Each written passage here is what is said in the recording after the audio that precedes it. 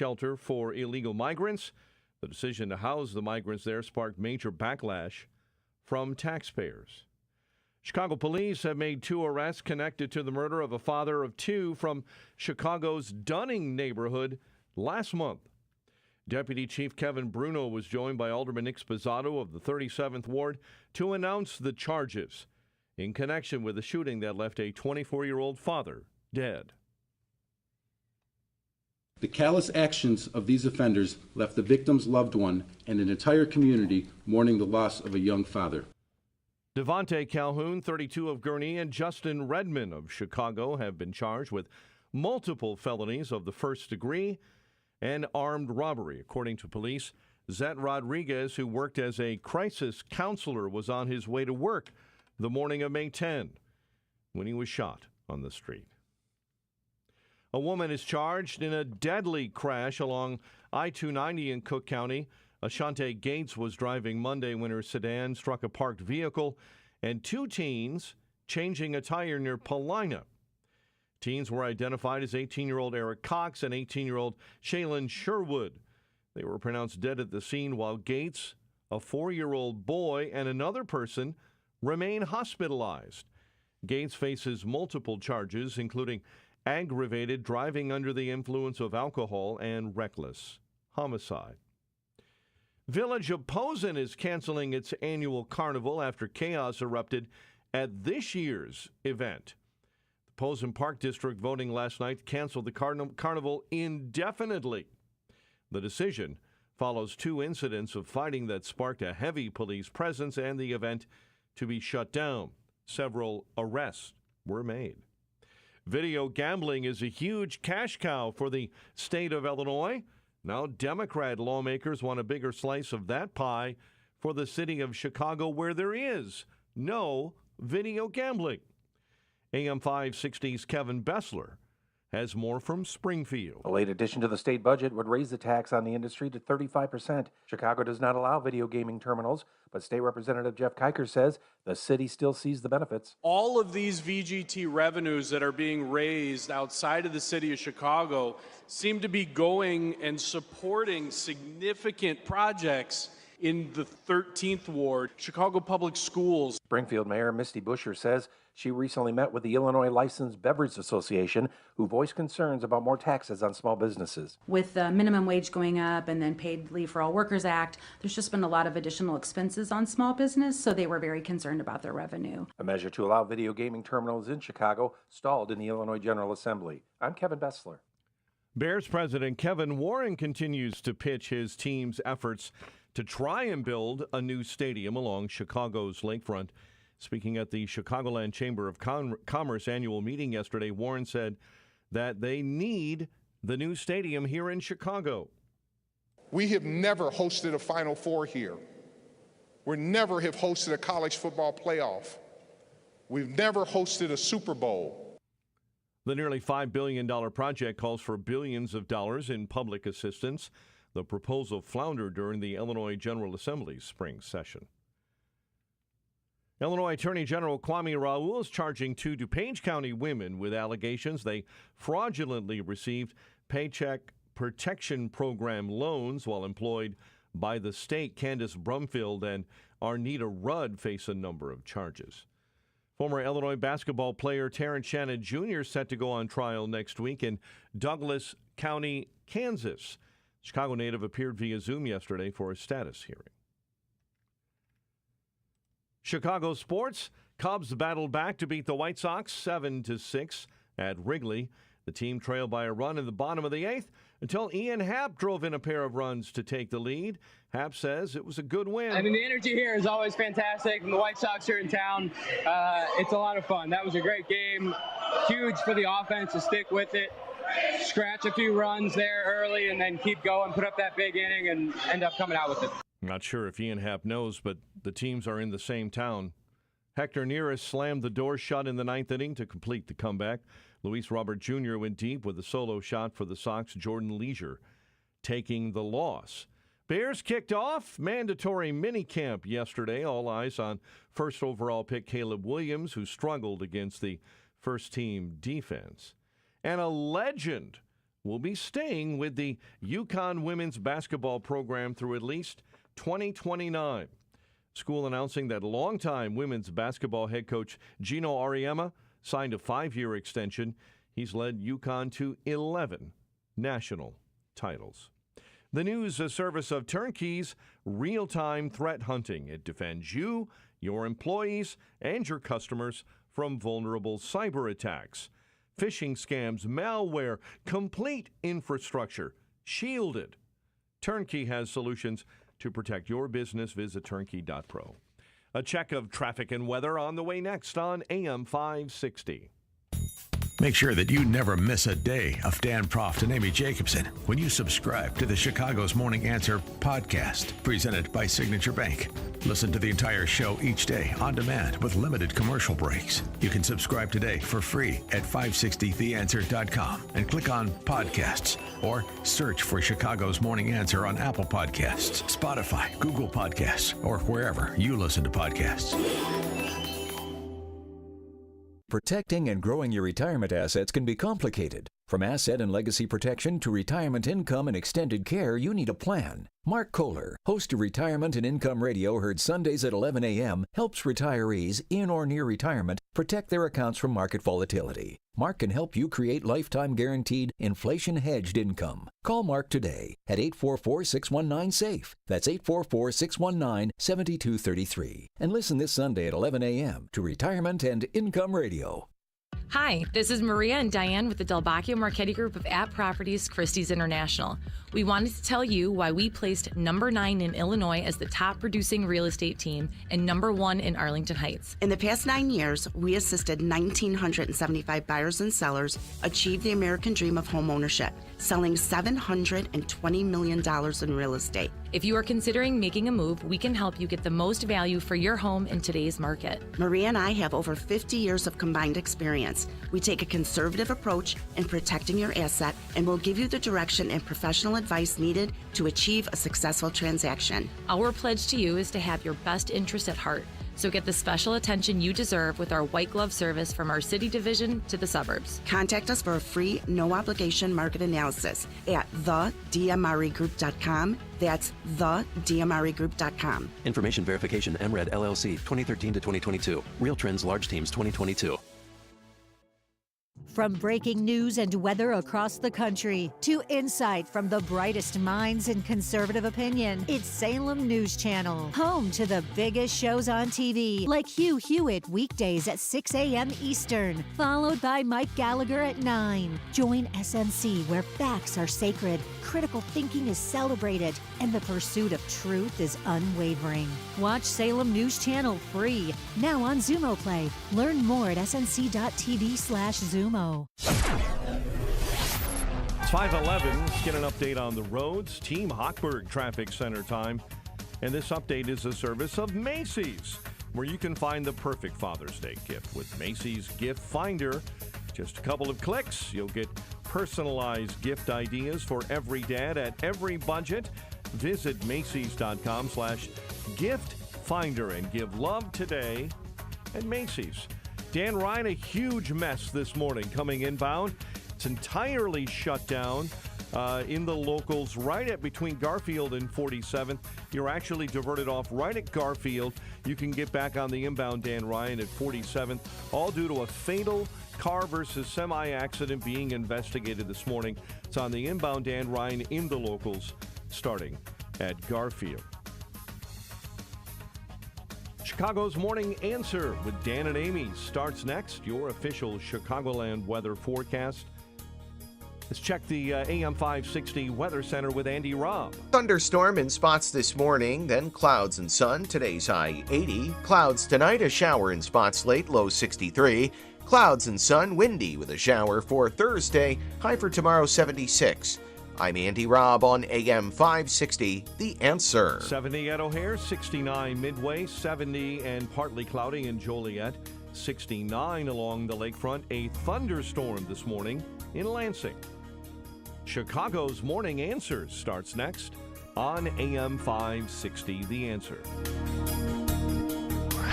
Tune in to Protecting Your Assets with Steve Shyman. plan ahead for the dangerous situation so that they don't affect you and you can weather the storm and just sail right over it. Call Steve for your own free consultation today at 833-945-7283, 833-945-7283, and be sure to tune in to Protecting Your Assets with Steve Shyman Saturday mornings at 8 a.m. right here on AM 560, The Answer. Our communities deserve to have their tax dollars spent efficiently.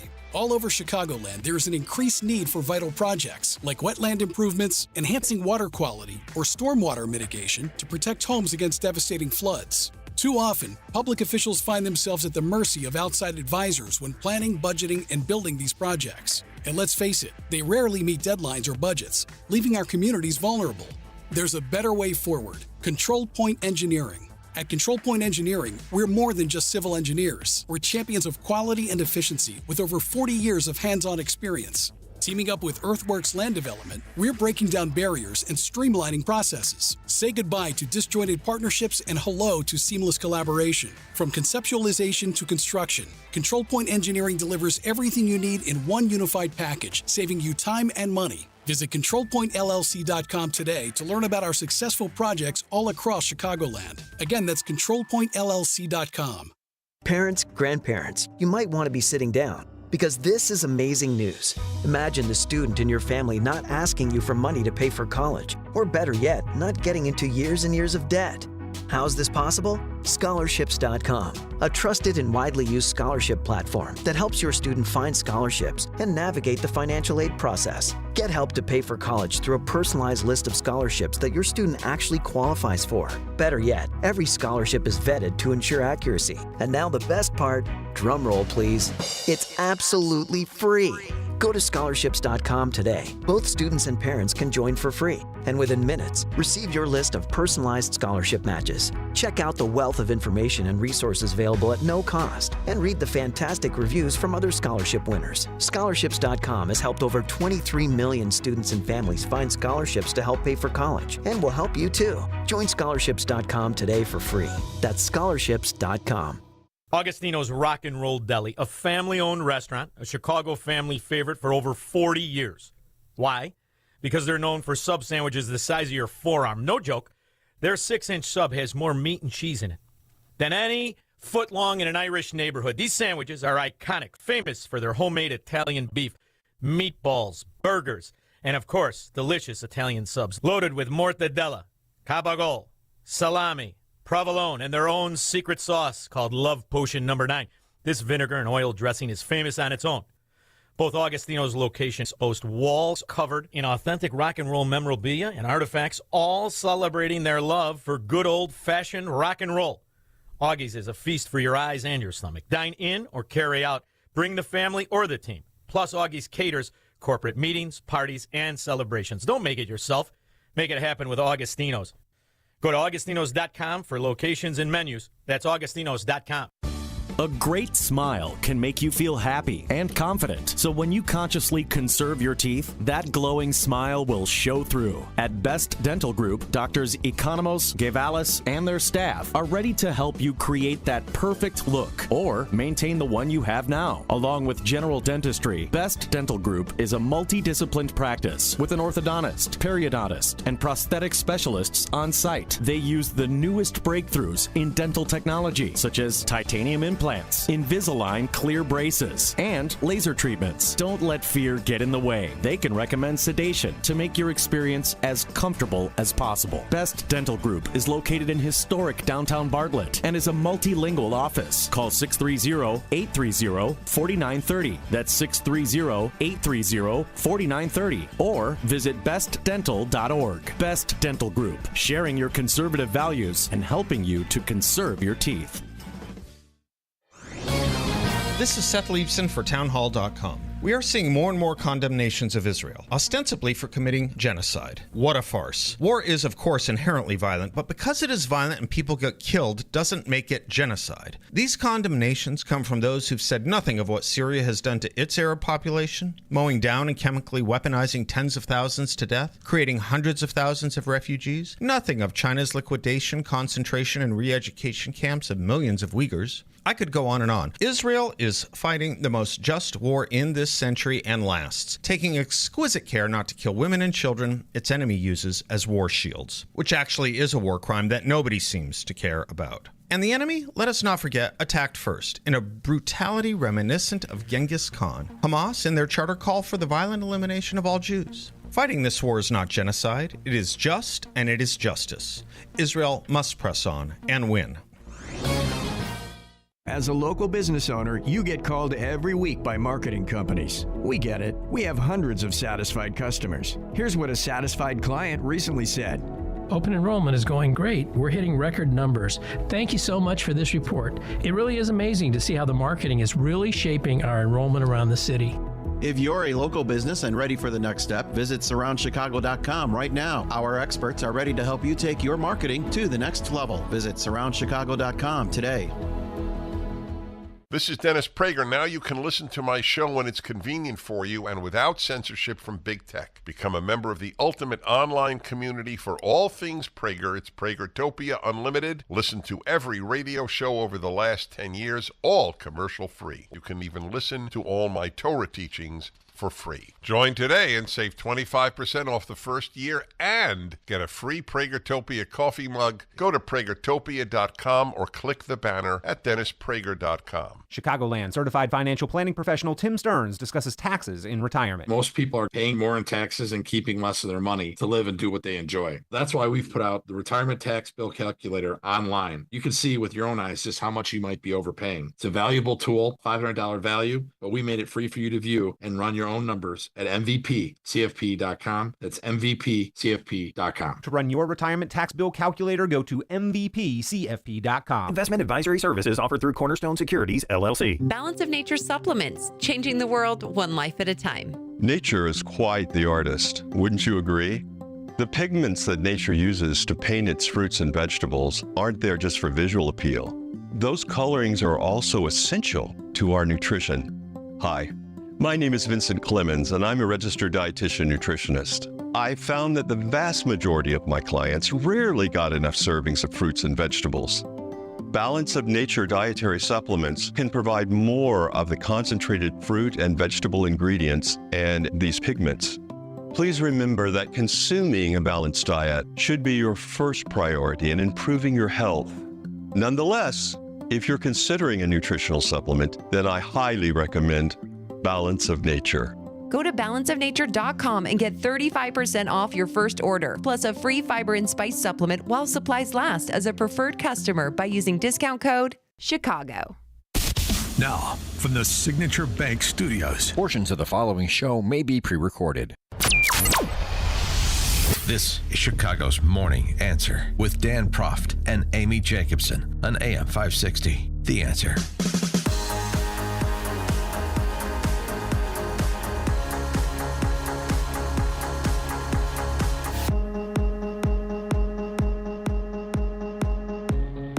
Top of the morning, Dan and Amy. So Merrick Garland on the Hill before House Committee yesterday. And again, when he's good, he's very good. And he's often quite good in these exchanges with the administration's officials. I'm talking about Florida Congressman Matt Gaetz. He does his homework, at least. He's prepared, and he has a specific angle of attack.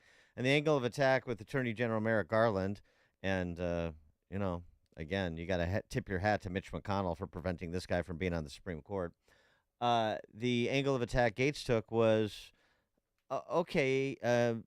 you say there is no coordination between the Department of Justice and local prosecutors like Alvin Bragg and Fani Willis as it pertains to the former president. You say that people who suggest that are engaging in conspiracy theories. Okay, well, then prove it. You've told us that it's a dangerous conspiracy theory to allege that the Department of Justice is communicating with these state and local prosecutions against Trump. You can clear it all up for us right now. Will the Department of Justice provide to the committee all documents, all correspondence between the department and Alvin Bragg's office and Fani Willis's office and Letitia James's office?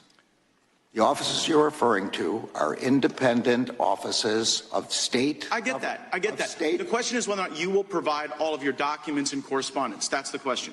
I don't need a history lesson. Well, I'm going to say again, we do not control those offices. They make their own decisions. The question is whether you communicate with them, not whether you control them. Do you communicate with them, and will you provide those communications? If you make a request, we'll refer it to our Office of Legislative Affairs. But see, here's the thing. You come in here and you lodge this attack that it's a conspiracy theory that there is coordinated lawfare against Trump. And then when we say, fine, just give us the documents, give us the correspondence, and then if it's a conspiracy theory, that will be evident. But when you say, well, we'll take your request, and then we'll sort of work it through the DOJ's accommodation process, then you're actually advancing the very dangerous conspiracy theory that you're concerned about. He's right. Pull back the curtain, AG Garland. We know that your number 3 was sent to Manhattan to assist Alvin Bragg with the prosecution of Trump there. So what were those conversations like? Did you get notice of it? Have you ever talked to Matt Colangelo about his? You certainly couldn't have been surprised that the number 3 at Department of Justice just up and left and turned up in Manhattan. So, just say... Of course they had their hands in it. So disclose conversations between your office and Alvin Bragg's office more generally, perhaps even before the departure of Matt Colangelo. Conversations between you and Fani Willis, your office and Fani Willis. Conversations between your office and her special prosecutor for a time, Nathan Wade. We know they visited the White House. Right. That's Did what you I was have gonna no say. notice of these events? So, just give us the particulars of that. It's all very innocent. I understand. These are separate independent offices that make independent decisions at the local level. Of course they are.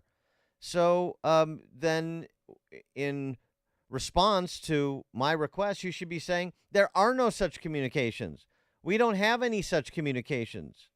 And the questions about Matt Colangelo and the questions about Fani Willis and Nathan Wade in D.C., they should be very straightforward, easy to answer, easy to document, easy to substantiate with other parties to these meetings, and then we can just dispatch with it all.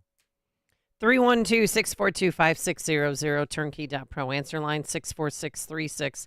Type in DA, then a quick comment. It's been a witch hunt and a political witch hunt from the start, and he knows it. But it's also Fani Willis, too. She met with Kamala Harris that trip that she came with Nathan Wade to the White House. Well, Everybody knows that they were Garland. there. This is Garland. Department of Justice.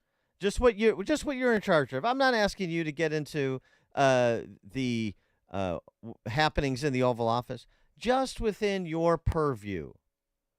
Just lay it out for us. Don't give me this, I'll refer this to, some ombudsman in the Department of Justice will process according to our documents request protocols. Gates is exactly right. What are you hiding? Just lay it all out for us. You've got to be on top of this. This is high-profile stuff. You were coming before this committee for a hearing. You knew you were going to be asked about this. What kind of preparation did you do so that you could give full and timely responses, so that you could assure the American people that they should have absolute confidence in the Department of Justice, they should have absolute confidence in your respect for federalism, and that there's no politics in here. It's just dedicated public servants enforcing the law at the federal and state level. Persuade us. Persuade the skeptics. Don't you want to persuade the skeptics? They have no interest in doing that. Oh my! He just mealy-mouthed his way through the whole thing. I want him to be held accountable, but I don't know what that looks like. One can only imagine what would be turned up if you had the run of the place at DOJ. If you put Matt Colangelo under the hot lights and under oath. One can only imagine the conversations that were had. And now, thanks to Merrick Garland, we can all imagine them. And that's it. That was Gates's point, and it's a great one. He wasn't the only one that got into the action. Thomas Massey from Kentucky, libertarian-oriented congresswoman, as people should know by now. He was good. He pressed Garland on Jack Smith. How did Jack Smith come to be the special prosecutor in the Trump cases? Was Jack Smith nominated by President Biden or confirmed by the U.S. Senate? Look, you're asking me about a case, again, motions filed as just This cited is a in simple another- question. No, I'm not Was gonna... Jack Smith nominated by President Biden? No, he was not. Was he confirmed by the Senate? No, he was not. When was the special counsel statute passed? There is no special counsel statute. There was an So- independent counsel statute that was expired. So it expired. So what gives you the authority to appoint a special counsel? You've created an office in the U.S. government that does not exist without authorization from Congress. That's just what we do. Come on, Tom. That's just what we do. You know that. I mean, if we feel that Congress has failed to act, or we feel that we need some power that we don't already possess or legally possess, then we just take it. We just make it. It's what we do. We wanted Jack Smith to go after the president. I'm sorry. We wanted Jack Smith to do a thorough investigation of President Trump's possible illegalities to protect our national security and return those classified documents to their rightful place in the National Archives and so on and so forth. So we put a dedicated career prosecutor on the case. And did we do it illicitly? Maybe, but it's just what we do because the ends justify the means. The stories you need to know to start your day. This is Chicago's Morning Answer on AM 560. The Answer. Can you read this email for me? Of course. Jeez, I wish they could do something for your eyesight. Me too. But you heard what they said. There's nothing we can do. When vision loss can't be corrected with glasses or surgery, and hope seems lost, turn to Spectrios Institute for Low Vision. Spectrios doctors specialize in the treatment of vision loss related to eye diseases, such as macular degeneration, glaucoma, and diabetic retinopathy. There is hope, supported by science with personalized rehabilitation plans, occupational therapies, and access technology at Spectrios. Talk to a patient service manager. They'll walk you through the program. Spectrios takes BCBS and Medicare insurance. They also have grants for qualifying patients and offer a Seeing is Believing children's outreach program. Go to spectrios.org, located in Wheaton in a building that says it all, the House of Hope. That's spectrios.org. Spectrios Institute, the head, heart, and eyes approach to better vision. Remember to keep Spectrios Institute, a 501c, in your estate or legacy planning. AM 560. The Answer. All right, coming up on Chicago's Morning Answer. At 5:38, Republican recalcitrants required the president to intervene and act to secure the border heroically, because that's how the left does everything, heroically, at 5:38. And you don't want to miss this hot mic moment. We'll explain, but now let's head into the newsroom. Here's Mike Scott. Outside, we have cloudy skies, light rain showers this morning at 5:31. Hunter Biden's criminal gun charges trial will resume today in Delaware, the first time in U.S. history the child of a sitting president has gone on trial. President Biden says there's every reason for people to believe, he says, that Israeli Prime Minister Benjamin Netanyahu is prolonging the war in Gaza for political reasons. It's in an interview published in Time magazine. No surprises in Tuesday primaries across 5 states. Voters in Iowa, Montana, New Jersey, New Mexico, and South Dakota, for instance, chose Joe Biden and Donald Trump in their respective primaries. Florida Governor Ron DeSantis expected to approve a $17 billion investment deal with Disney World. Governor's office and Disney have been feuding since 2022. The website for the GOP convention in Milwaukee is apparently mistaking the Milwaukee skyline for Vietnam. The RNC will be held in Milwaukee on July 18, but journalists discovered that the city skyline yesterday featured on its website was not that of Milwaukee, but Ho Chi Minh City. Photo has since been replaced. Governor Pritzker is scheduled to sign the fiscal year 2025 Illinois state budget today, the $53 billion spending plan approved by the General Assembly last week. Chicago Police Department and the Secret Service finalizing security plans for the upcoming DNC in August. Secret Service Director Kimberly Cheadle met with CPD Superintendent Larry Snelling and other public safety pros yesterday to discuss the plan. My biggest concern is making sure that our officers are prepared to deal with any situation. Chicago police have also made 2 arrests connected to the murder of a father from the Dunning neighborhood last month. Chicago Deputy Chief Kevin Bruno was joined by Alderman Nick Sposato of the 37th Ward to announce the charges connected to a shooting that left the 24-year-old dead. The callous actions of these offenders left the victim's loved one and an entire community mourning the loss of a young father. Devontae Calhoun of Gurnee and Justin Redmond of Chicago have been charged with multiple felonies of first-degree murder and armed robbery. Zed Rodriguez was on his way to work the morning of May 10 when he was shot on the street. The village of Posen canceling its annual carnival for good after chaos erupted at this year's event. Posen Park District voting last night to cancel the carnival indefinitely. Fighting sparked a heavy police presence that led to the event being shut down. Several arrests were made. Former Illinois basketball player Terrence Shannon Jr. set to go on trial next week in Douglas County, Kansas. Chicago native appeared via Zoom yesterday for a status hearing.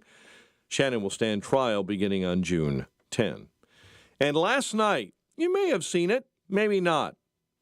A Peorian native by way of Chicago showing off her talents on national TV. Singer-songwriter Liv Warfield received the golden buzzer last night on America's Got Talent.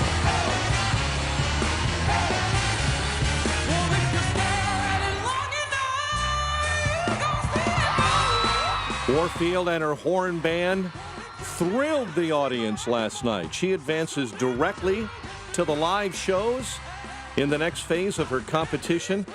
She released her first album in 2006, and she has shared the stage with Prince multiple times. In other news we're following this morning from the sports world, Cubs and White Sox 7-6 to the Northsiders at Wrigley Field last night. Team trailed by a run, the Cubs in the bottom of the 8th until Ian Happ drove in a pair. Bears kicked off mandatory minicamp yesterday. All eyes on first overall pick Caleb Williams, and he struggled against the first-team defense. The news, a service of Valdecas Windows for the discerning homeowner looking for high-quality and professional-level window replacement service. Contact Valdecas Windows, your award-winning Platinum Elite Pella certified contractor. Visit Valdecas.com. And a check of traffic and weather on the way next on AM 560. November 2nd, 2020, marked the 100th anniversary of the first commercial radio broadcast. We're still here, and we're bigger and better than ever. You can still listen to us over this great radio station, but now there are no limitations. Your smartphone is now your smart radio. Listen to us online on the app, TuneIn.com, iHeartRadio, and Odyssey.com. Your smart speaker can find us too. With radio, there is no separation anxiety. We're always on. AM 560, The Answer. This is a special alert to all Americans who own a vehicle with less than 200,000 miles, with an auto warranty about to expire or with no warranty coverage at all. Due to a decline in the economy, CarShield is announcing a low-cost, month-to-month vehicle protection plan that is now available to the public to save any driver out-of-pocket expenses on future auto repairs. Call now to find out how you can pay almost nothing for covered auto repairs. Yes, you heard that correctly. Pay almost nothing for covered auto repairs. Drivers who are covered will not have to pay for covered repairs again. This protection plan is at an all-time low. Additionally, drivers who activate this vehicle protection today will also receive free roadside assistance, free towing, and car rental options at no additional cost. Call us for your free quick quote today. 800-353-2973. That's 800-353-2973. What do you have to lose? Call 800-353-2973. Again, 800-353-2973. Quick delivery service. What do you need delivered today? Hi, I'm trying to work through through a last-minute to-do list for my boss? Can you deliver a hard drive to the Loop in Chicago? We can deliver that today. Okay, can you deliver 20 boxes to a client in Rockford? We can deliver that today. Can you deliver 12 pallets of tile to our customer in Naperville? We can deliver that today. Can you deliver a large envelope to Northbrook? We can deliver that today. Oh my gosh, I think my water just broke. Can you... We cannot deliver that. Quick Delivery Service delivers your package no matter the size. More than just a messenger service, Quick Delivery Service is a messenger and trucking service that can also provide scheduled routes for your daily delivery or your air shipment. Trucks are equipped to handle the load and provide ground-level service for same-day delivery. The Quick Delivery Service team of safe, licensed professionals can provide quick door-to-door service for your special delivery. QuickDelivery.com. That's QuickDelivery.com. We deliver that today. But we don't deliver this. Don't let a cold, sinus infection, or allergies ruin your day. Breathe easier, sleep better, and feel healthier with Navage. Visit Navage.com, Walmart, Walgreens, CVS, or a store near you. 5:38. Let's check the roads. Team Hochberg Traffic Center time. We'll start on the Dan Ryan's. Big trouble this morning inbound between Garfield and 47th. All traffic diverted off at Garfield. You can get back on the inbound Dan Ryan at 47th. All due to a much earlier accident, a fatal car versus semi crash that continues to be investigated there. And in the Dan Ryan Express, on the outbound side, report of a car versus pedestrian accident, now blocking two right-hand lanes outbound right at the White Sox Park at 35th this morning with a large police presence on that scene. Chicago's Morning Answer with Dan and Amy continues next. AM 560 Weather Center forecast. A thunderstorm in spots early this morning, otherwise clearing and a high near 80. Mostly cloudy with a shower, 63 overnight. Clouds and sunshine. Windy, maybe a shower tomorrow, high 76. Currently 71 at O'Hare, 72 at Midway. Your next news update is at 6. Chicago's Morning Answer continues next on AM 560 The Answer. Now, from the Signature Bank Studios. If you're looking for the latest news, insight into what it means, and the sharpest opinion, there's only one station in Chicago where you can turn, and it's this one. We're AM 560, The Answer.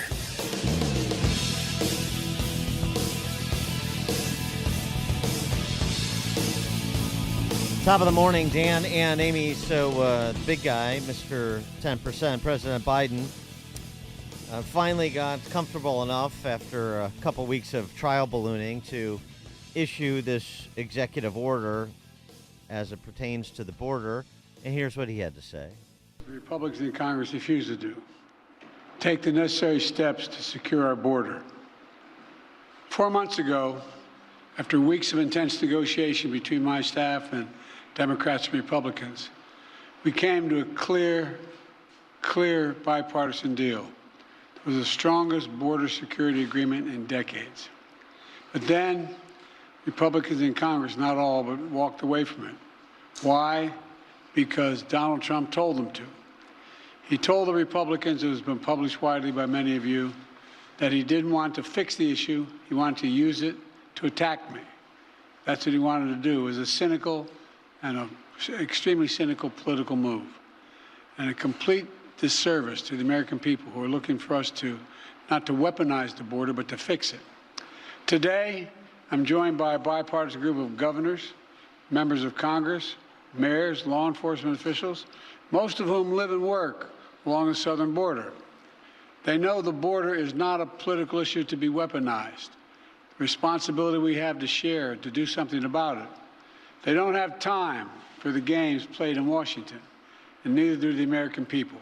So today, I'm moving past Republican obstruction and using the executive authorities available to me as president to do what I can on my own to address the border. Frankly, I would have preferred to address this issue through a bipartisan legislation, because that's the only way to actually get the kind of system we have now that's broken, fixed. He tried to be a consensus builder.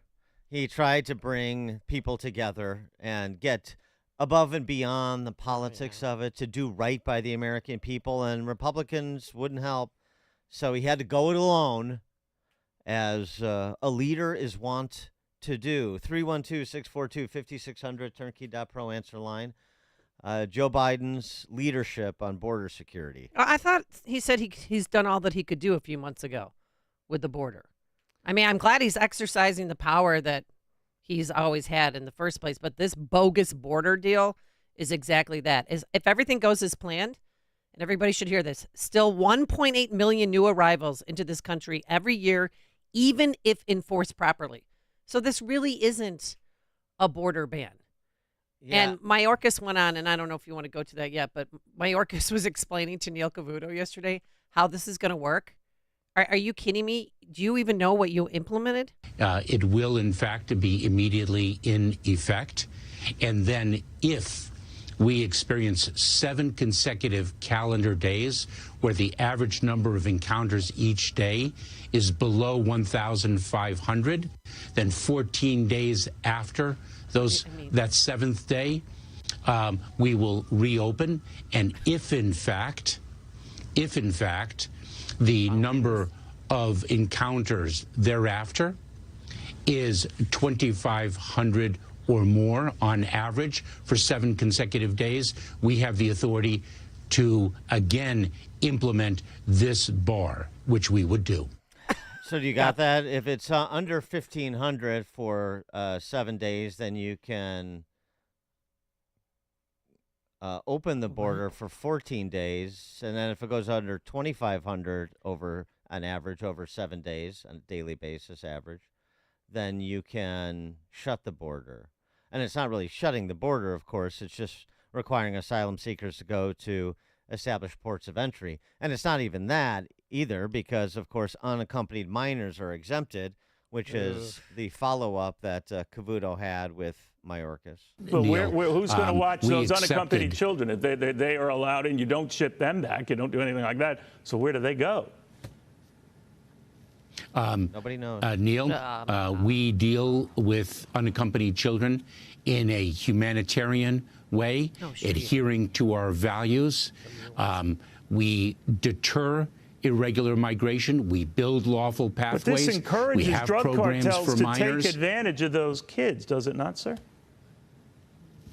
Neil, we're taking it to the drug cartels with unprecedented strength through our transnational criminal investigative units. No, this is actually a green light for those customs cartels. enforcement. Isn't that the fear, that this was actually green lighting and say, oh, God, that we can use these kids as pawns to get what we want? Neil, let's be clear. The cartels, the smuggling organizations are unscrupulous. They exploit individuals of all different types of vulnerabilities. We are taking it to the cartels. We accepted unaccompanied children from this asylum bar because of the compelling humanitarian picture they present. All right, let me get a better... We're going to adhere to our values. Okay. We're going to adhere to our values while we take tough enforcement measures, which is what we have done. They're savaging the cartels. Where the children go, the unaccompanied minors, where do they go? We're going to live our values, and we're going to handle things in a humanitarian way while living our values, because that's what we do. We live our values. That's your answer. Okay. Well, that's the kids answer. are still going to be dumped over the border. This is why Mayorkas was impeached and should have been. Well, do you think this is making Laken Riley's family feel better? Or how about those 2 cops that were shot by those Venezuelans? Or the Chicago police officer here on Elston Avenue who had her hand broken by some crazy illegal from Venezuela that, by the way, didn't show up for his court date. Shocker. Yeah, I mean, it's sad because this is all political. This is not protecting us. We're still going to get busloads dropped off in Chicago. You know, yesterday Johnson celebrated that Gage Park's open now, and Broadview, the Broadway Armory's open now. But if they keep coming, and they are going to keep coming, they're going to have to shut that down again. It turns out the Venezuelan who shot the 2 cops in New York is apparently a suspected member of Tren de Aragua, the Venezuelan gang. Also, he came into this country illegally, as we know, a year ago, and his case was dismissed. And Mayorkas spent time on Cavuto as well, telling us how they do vetting and background checking before allowing asylum seekers into this country, even when they come through a port of entry. Oh, yeah, you're doing a bang-up job. Savaging the cartels, savaging the international criminal organizations, because he has a transnational criminal investigative unit that's on the job. And you don't need to know how effective they are. You just need to know that they've got some agency within the agency that's charged with this that may or may not be actually empowered to do much of anything under this Homeland Security, Department of Homeland Security Secretary and this Biden administration. Well, if anybody has a brain, they can see that this is not shutting down the border. And he took it yesterday, Biden did, from both the right and the left. The ACLU obviously isn't happy, but the squad, sorry. I'm disappointed that the president has, sort of gone into the same frame as Donald Trump at a very time when we need to make a distinction between Donald Trump and Joe Biden. Yeah, but that's what they want. That's squad band manager Pramil Jayapal that you just heard. That's of course the positioning they're trying to get. Look at me, I'm taking it both from the far right and the far left because I'm Scranton Joe. I'm pragmatic, sensible, moderate, centrist Joe, just trying to get things done for the American people among all of this extremist squabbling inside the Beltway, don't you see?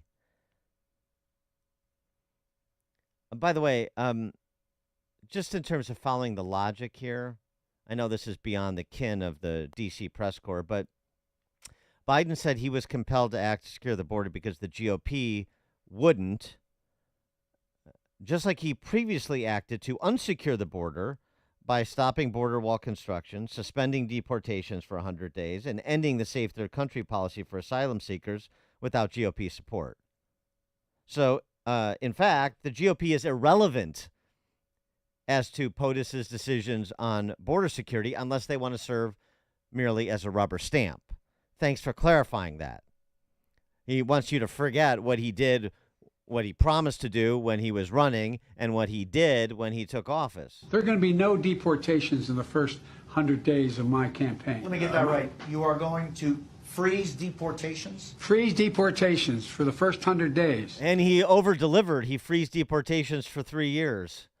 Paul and Carrie are on Chicago's Morning Answer. Morning, guys. First off, this must be certainly a theory of the white man for perhaps not fornicating enough to keep the white race dominant.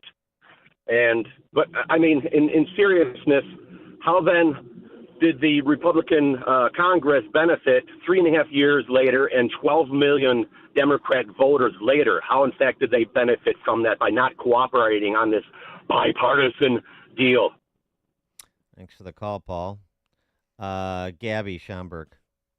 Hi, good morning, guys. You can almost see the hands up their asses as they speak. I want to know whose hand it is. That being said, it's an election year. We all seen it before. It's so comical that they think we're that naive. People are so sharp, and he kind of took my point.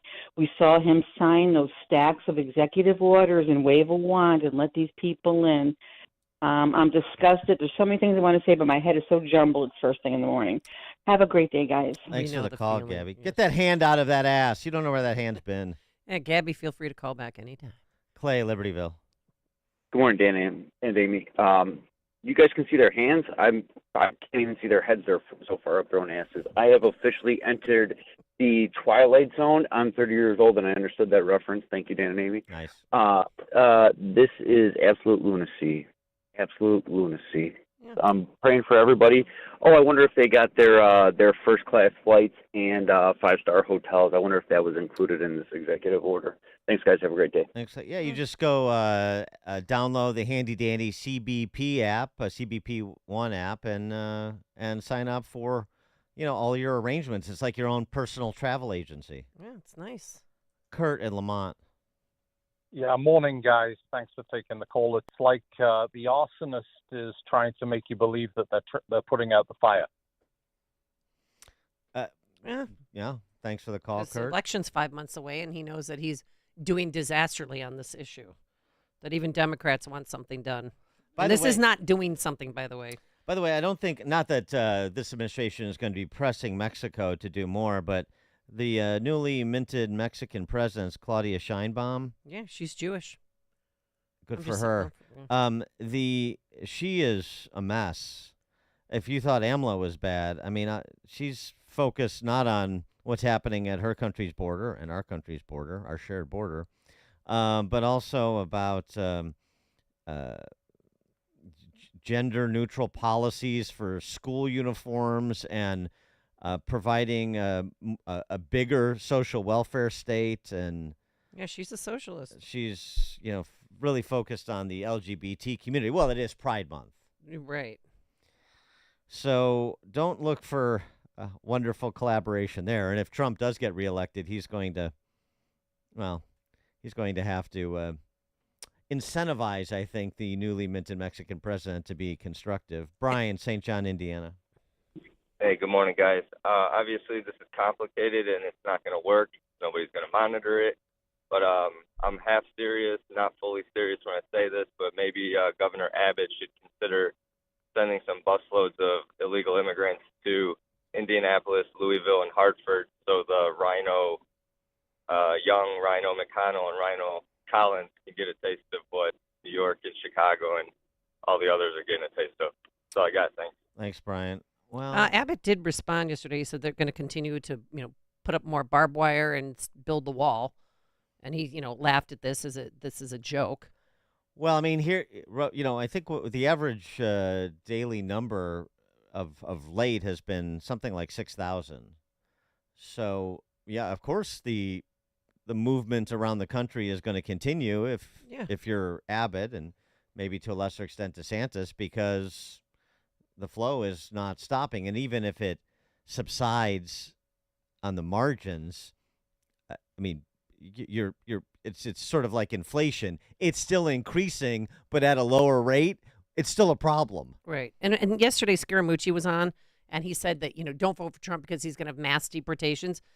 I don't think that's possible. I think what Trump's going to do, get rid of the criminals first, people that have committed crimes and repeat offenders, and get rid of them to help, keeps Americans secure. I think that would be his first priority. Joe in Naperville. Yeah, so let me see if I understand this correctly. We have to pass a law to enforce existing laws.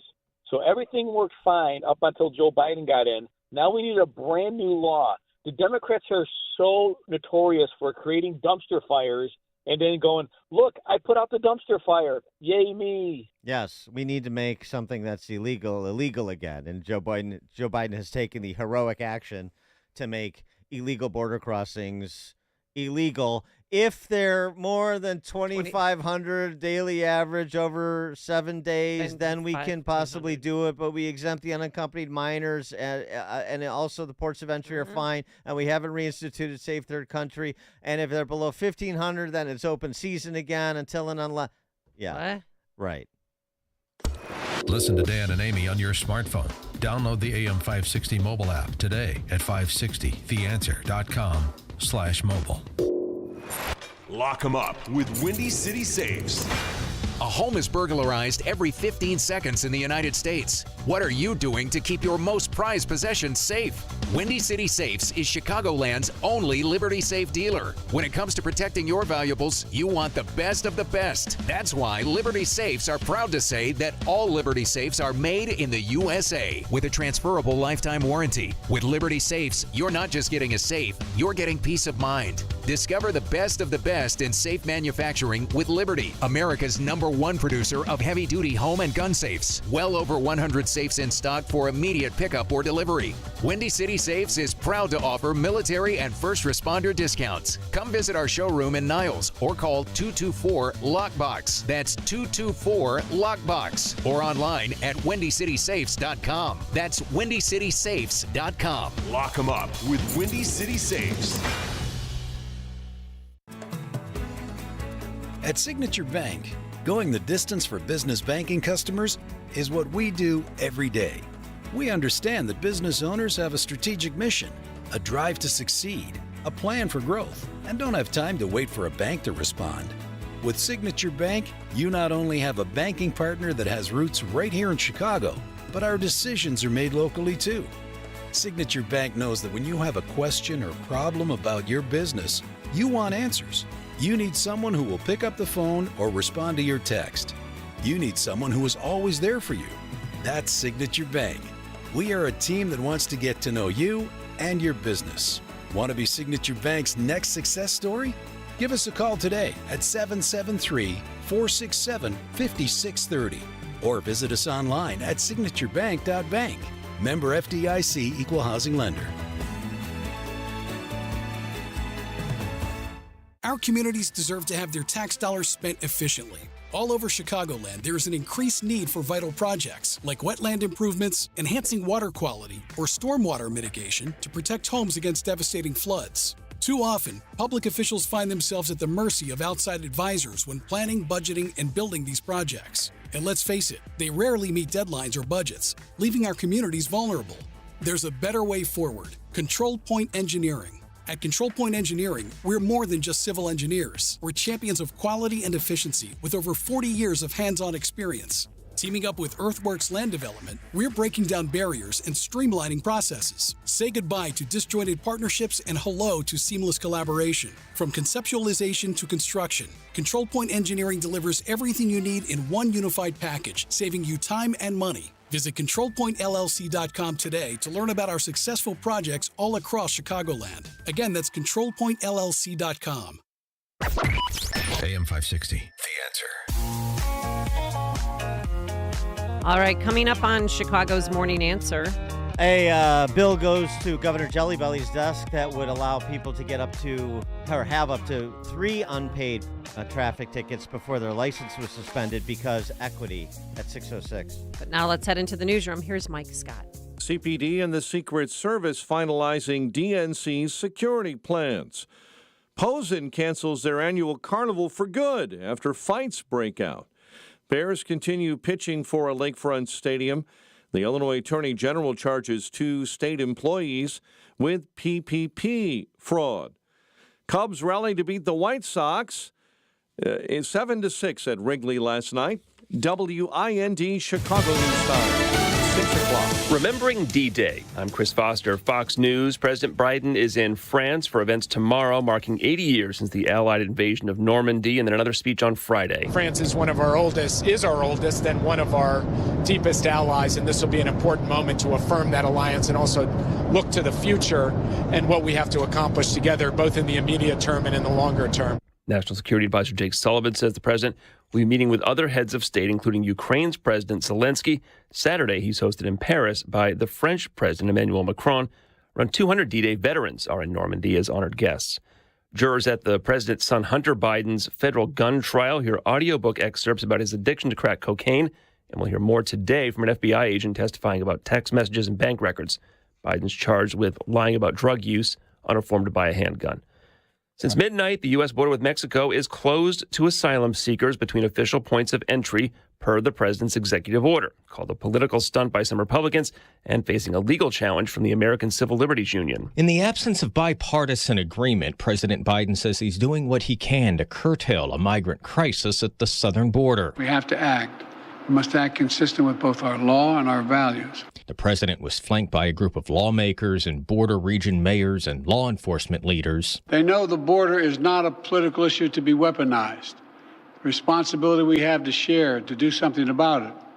They don't have time for the games played in Washington. The order would turn away migrants seeking asylum in most cases between ports of entry. Once migrant encounters hit 2,500 per day, daily averages already top that. At the White House, Jared Halpern, Fox News. Trump campaign has opened its first campaign office in Pennsylvania in the reliably Democrat voting city of Philadelphia, trying to win a state back from Joe Biden. America's listening to Fox News. 71 degrees in Chicago. Cloudy skies. At 6:02 on AM 560, The Answer. Good morning. I'm Mike Scott. Someone in Illinois is the lucky winner from last night's Mega Millions $560 million jackpot. The odds of winning are about 1 in 302 million. Winning ticket was purchased online through the Illinois Lottery. Governor Pritzker is scheduled to sign the fiscal year 2025 state budget today. The $53 billion spending plan was approved by the Illinois General Assembly last week. Chicago Police Department and the Secret Service finalizing security plans for the upcoming Democrat National Convention in August. That is one of the great things about planning an NSSE and that whole of government approach, is that we're able to bring all of those resources to bear. Secret Service Director Kimberly Cheadle.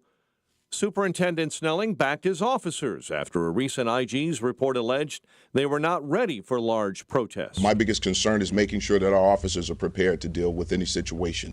Secret Service will be in charge of security at the United Center and McCormick Place, where official DNC events will be held. Chicago police have made 2 arrests connected to the murder of a father of 2 from Chicago's Dunning neighborhood last month. Deputy Chief Kevin Bruno was joined by Alderman Nick Spizzato of the 37th Ward to announce the charges. The callous actions of these offenders left the victim's loved one and an entire community mourning the loss of a young father. Devontae Calhoun of Gurnee and Justin Redmond of Chicago have been charged with multiple felonies. Alderman Nick Spizzato. I just think it's great. We wish obviously it could have been a little bit sooner. Everybody was on edge about this. Community came up big time with cooperation, video. Zat Rodriguez worked as a crisis counselor and was on his way to work on the morning of May 10th when he was held up and shot. Bears president Kevin Warren continues to pitch the team's plan to build a new stadium along Chicago's lakefront, speaking to the Chicagoland Chamber of Commerce yesterday. We have never hosted a Final Four here. We never have hosted a college football playoff.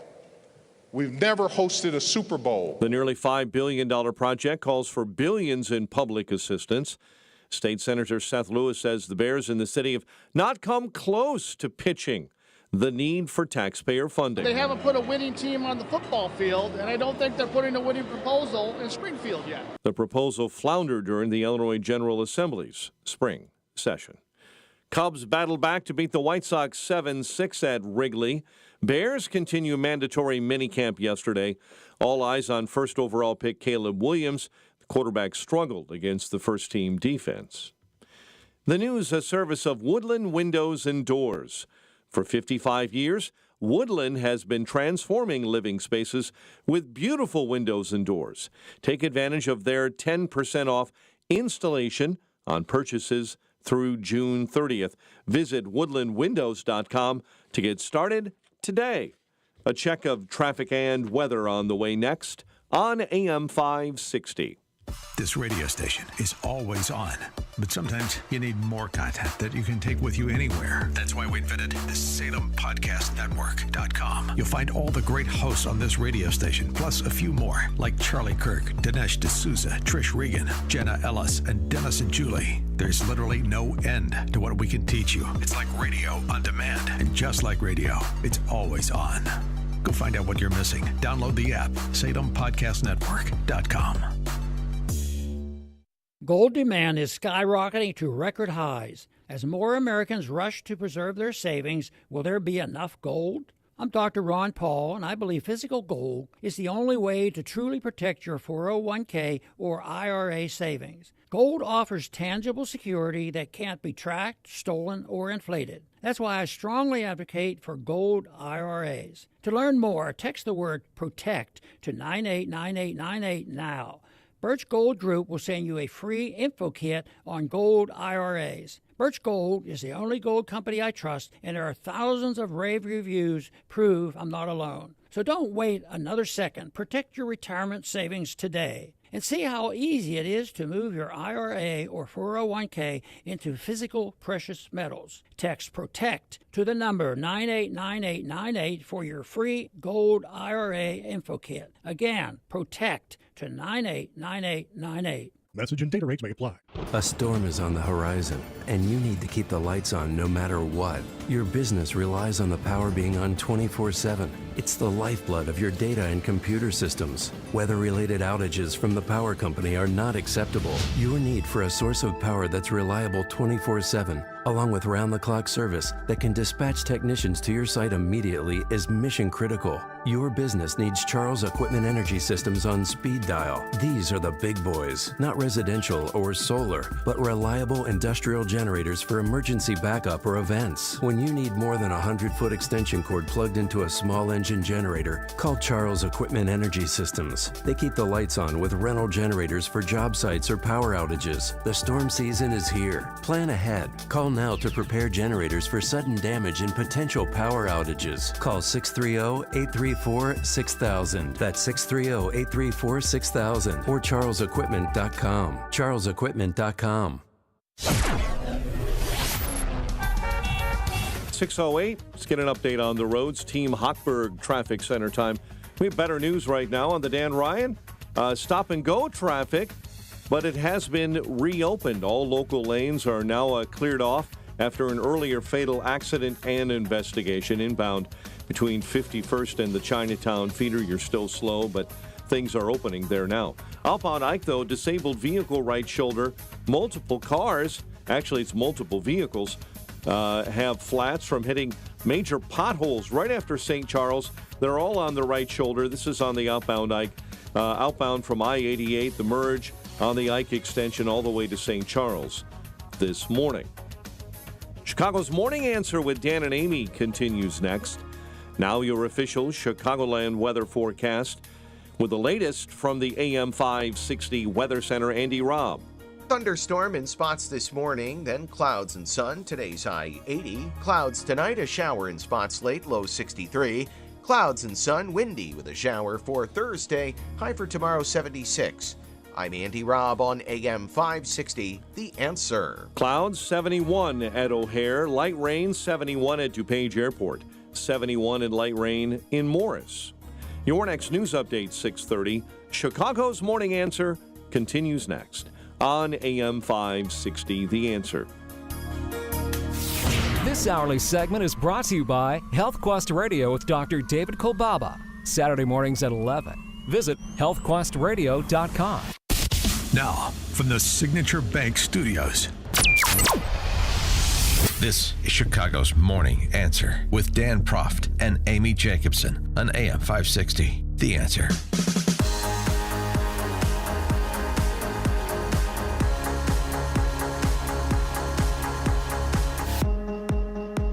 Top of the morning, Dan and Amy. Justin Slaughter has done it again.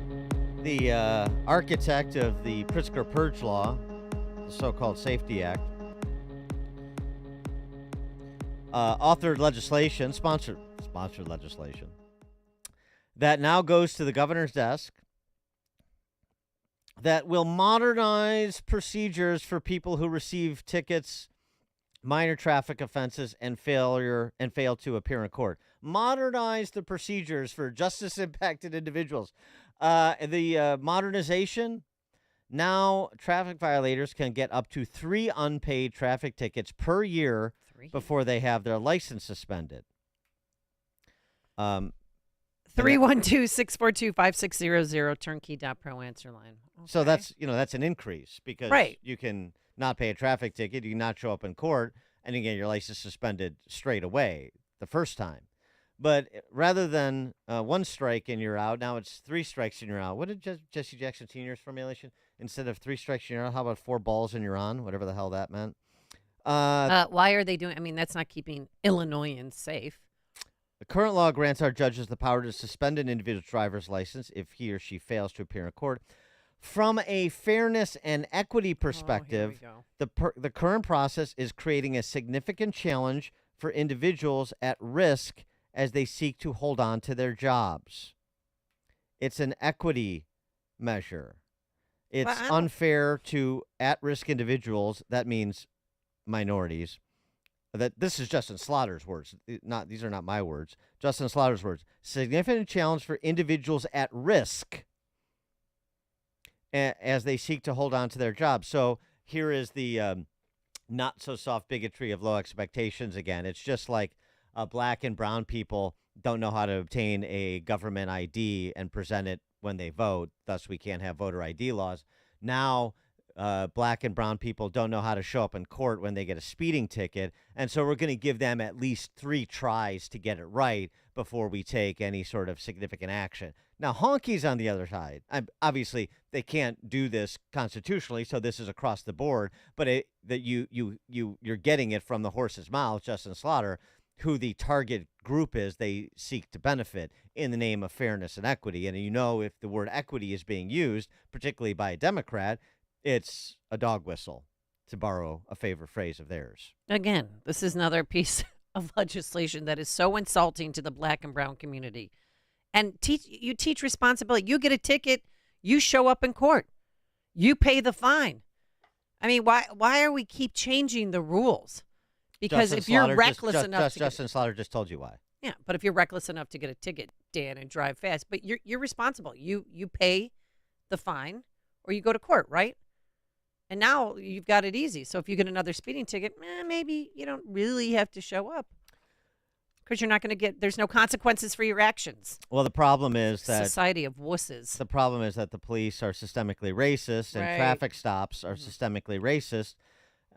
Researchers at the University of Sydney, Cornell, and Rutgers, as well as the U of I, looked at police data and compared it to newly available data from traffic cameras and a company that creates traffic models. Okay. This is for Chicago.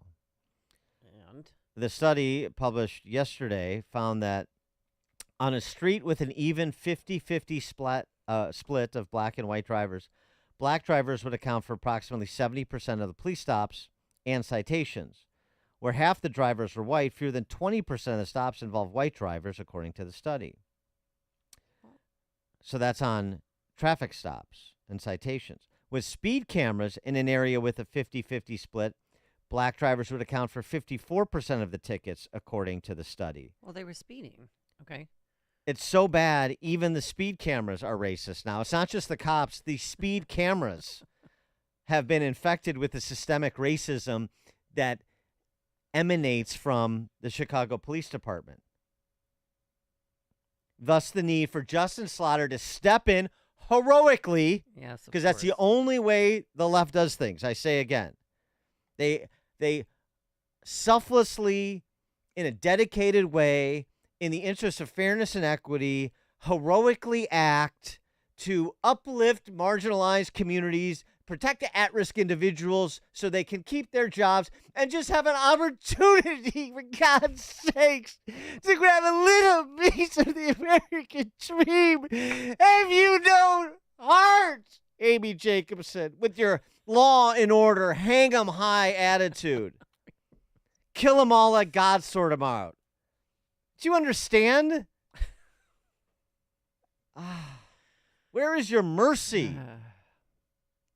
Ron, Southside.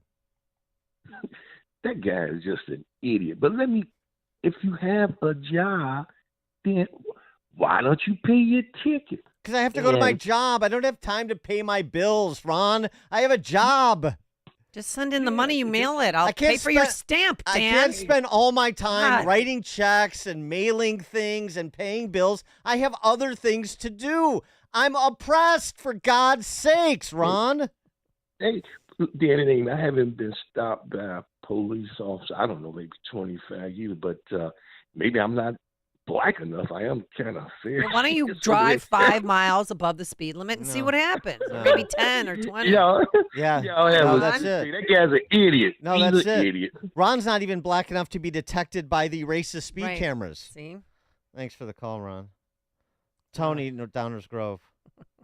Dan, I was going to ask if this would filter down to the speed camera tickets in the safe zones where sometimes there aren't even speed limits posted. I have 7 of these now. You just get them in the mail. They hand them out like they're candy. And they tell you that you've gone 6 miles over in the speed limit. And they say that they could suspend your license if you don't pay them. And, unfortunately, I've had to drive Uber for the last several months since I lost my job. And they play this game now where you get the tickets, and if you don't pay the tickets, they revoke your Uber. Oh, that's interesting. Yes. Yeah. Maybe you need to notify Uber of Chicago's forthcoming 3 chances policy and make that part of the Uber culture too. Yeah, right. Yeah, Dan, Uber's in on it. I mean, they send you the notices weekly. You need to pay your fines, or your TMP is gonna get suspended. Really? Mm-hmm. Hey, Tony, are you making any money doing Uber? Amy's looking for a side hustle. I cringe I cringe every day I do it, Amy. And you don't. If you could make $23 an hour, you're lucky. And anybody who says that they make really good money driving Uber, they're either lying or I don't know, because I've done it for quite some time, and it's if you drove 10 hours a day and you could make $25 an hour, you're lucky. You should think about, Tony, particularly in Chicago, because they welcome this. You should think about being a wheelman for a burglary ring. Yeah, you could make more money that way. You'd be like a baby driver. I think about being a mule in the city. I haven't decided. Yeah, that's not a bad idea. That's a good gig too. Okay, well. That's a good gig. Thanks for the call, Tony. Well, DNC is looking for 12,000 Chicagoans to step up and volunteer in August. Well, we have them. They're all the migrant shelters. To go right to the Standard Club. Well, the thing is, they have to pass background checks. They pass background checks. And Myerka said they pass background checks to get here. Oh yeah, right. So you don't need to do it again. Outside the Standard Club who background checks. Background checks are racist. Eyes. Go to the Standard Club with a bus, pick them up, and take them over to the DNC. They did donate to a $13 million police helicopter that Chicago police get to keep at the end of the convention. That's nice. Tina and Joliet. Hi, good morning, guys. Hey, every time Justin Slaughter writes another piece of legislation that is pro-criminal and hurts the rest of us, you need to remind folks that John Catanzara happily donates thousands and thousands of police union dues to his campaign. Every stinking time, remind us all. Thanks, guys. Yeah, right. You brought that to our attention. Thanks for the call, Tina. Yeah, I mean, this is, and I'm sure John, if he would come on the show again, would say, oh, that's, playing politics. You got to play politics. Yeah, okay. Same thing we said about the Chicago firefighters who rescinded their endorsement of Jonathan Jackson after he accused the fire department of not responding to fires of black people's homes, but responding with alacrity to fires of white people's homes. So irresponsible for him to say that. So you're just playing politics. I get it. You have to deal with the landscape as it is. You have to work with the people that are there and so on and so forth. So how's that going? Good? Is it working? Giving money to Justin Slaughter? You have an influence.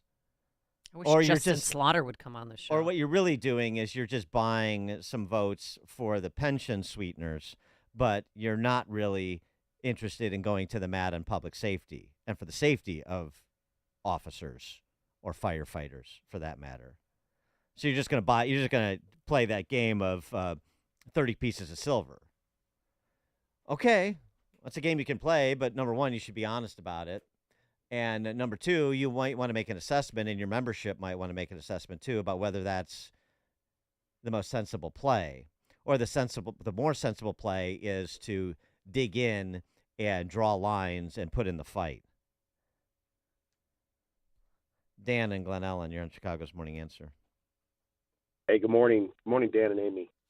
I laughed when you said that they're modernizing their system when I've got to head this morning to DuPage County Court because I've been directed to appear in person at a hearing before the jury commission because I missed jury duty when I was out of the state.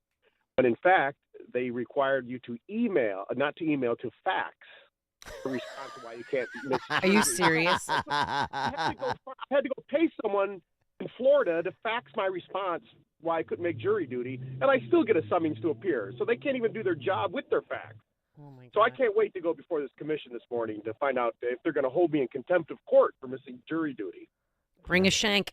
Hide one. Getting the real criminals off the streets like Dan and Glen Ellen. And like Trump in New York. Yeah. So you went on eBay, you bought a fax from a bygone era, so that you could fax in your reason for not being able to respond to jury duty summons. Uh-huh. Yeah, correct. Yeah. Uh-huh. And now you're being whistled before the Politburo in DuPage County. Here, at that hearing, the jury commissioners will determine if a petition for contempt of court should be issued against you. Oh my God. Oh, I'm looking forward to this. I can hear the paper rattling. In the Let us know how it turns out, Dan. You know what? Yeah, please let us know. See if you get. I mean, it's a This is Dan from Control Point, by the way, as well. It's a public meeting, right? It must be, right? Yeah. Yeah. I doubt Yeah. it. Yeah. I hope it's on the record. Record yes. it. Yeah, Absolutely. record it. Please record it. I want to see it. Thanks for the call, Dan. George in Naperville.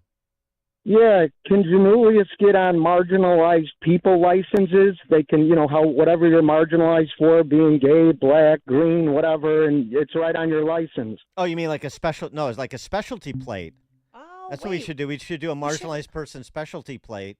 I mean, that would be big bucks. I'm sorry for interrupting. I think we might have one. Well, we need more.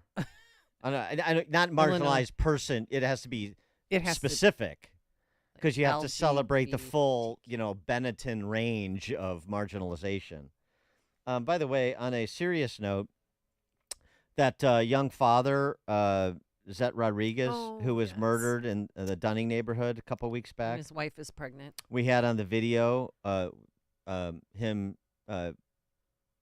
basically dying, gasping for breath as he died after being shot in the chest. Yeah, we saw his last moments on this planet. The two individuals have been arrested for his murder, so good for the police. We talked about this then. I hope that they bring the resources that they bring when a police officer is gunned down to this Zet Rodriguez case, and apparently they did because they've got two people in custody. And both are convicted felons who are on parole at the time. Mm-hmm. I'd like to get more background. I can't wait to get more background on the two convicted felons who've been arrested in the Zet Rodriguez murder. John in Crown Point. Hey, Dan and Amy, love your show. Of course, I love Amy more. Of course you do. Hey, I had to go to court. I got a ticket for going through a stop sign. I wanted to get it deferred.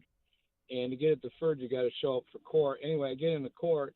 Before you even had to go in there, everybody had to wear a mask. You had to sit, in certain areas. And everybody had a mask on. They had plastic everywhere. It was almost like COVID was back. Wait, when did you go in? This was in East Chicago, Indiana, probably about a month ago. Wow. It was weird. And everybody wore a mask, except for the judge. She didn't wear a mask. And when I went up there to state my case, I wanted to get the ticket deferred. There was plastic there, and I asked her if I could remove my mask, and she said no. Wow. I'll tell you, my divorce attorney, who I'm really good friends with still, they haven't gone back to Cook County Court. She does everything by Zoom. Still, to this, it is 2024. She's like, DuPage County is all open up because she does work there, but Cook County is still all on Zoom. Well, good. Then use those county buildings, those courthouse buildings for migrant shelters already. Yeah, they have washrooms in repurpose there. them since they're essentially vestigial at this point. Speaking of the suspended license issue, I don't know if people saw this video that went viral going around. This a guy in Michigan, Detroit area, who was doing a Zoom call for a hearing on a suspended license charge against him. It went a little something like this. Yeah. This guy's name is Corey Harris. He's the defendant in the case. He's black, and the judge is black, just so we can address the systemic racism question right out of the gate. Assistant Public Defender Natalie Tate for Mr. Harris, who should be present via Zoom. Mr. Harris, are you driving? Actually, I'm pulling into my doctor's office, actually. So just give me 1 second. I'm parking right now. Wait.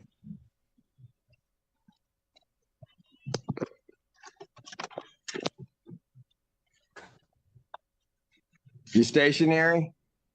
I'm pulling in right now at this second. Yes, I am. All right, he accomplished that. All right. What are we doing?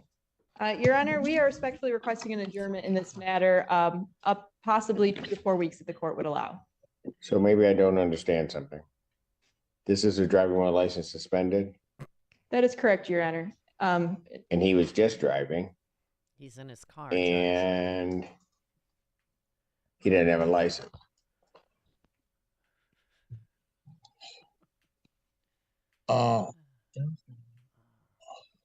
Is with the charges, Your Honor, yes. No, I'm looking at his Yes. record. He doesn't have a license. He's suspended and he's just driving. That is correct, Your Honor. Great defense attorney. Public defender. I don't even know why he would do that. So defendant's bond is revoked in this matter. Defendant is to turn himself into the Washington County Jail by 6 p.m. today. Failure to turn himself in will result in a bench warrant with no bond. Oh my God. Uh-huh. Well, he spent 2 days in jail. Well, Corey Harris, the guy driving on a suspended license who was made fun of, and everybody's looking at this and the judge's reaction, and isn't this hilarious? And what does this guy not get? He's owed an apology. The suspension is tied to a child support case from Saginaw County. In January of 2022, a judge ordered that the suspension be lifted to allow Harris to drive again. But according to the Michigan Secretary of State's office, they never received a clearance from the friend of the court in Saginaw County in 2022. So Harris's suspension was never lifted, though it should have been. And he spent 2 days in jail. So, maybe the issue is not so much systemic racism. Maybe the issue is general incompetence in government. Yep.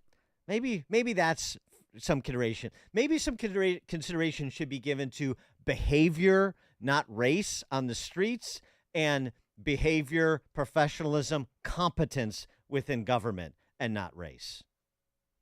It's what Chicago is talking about. It's Chicago's Morning Answer with Dan and Amy on AM 560. The Answer.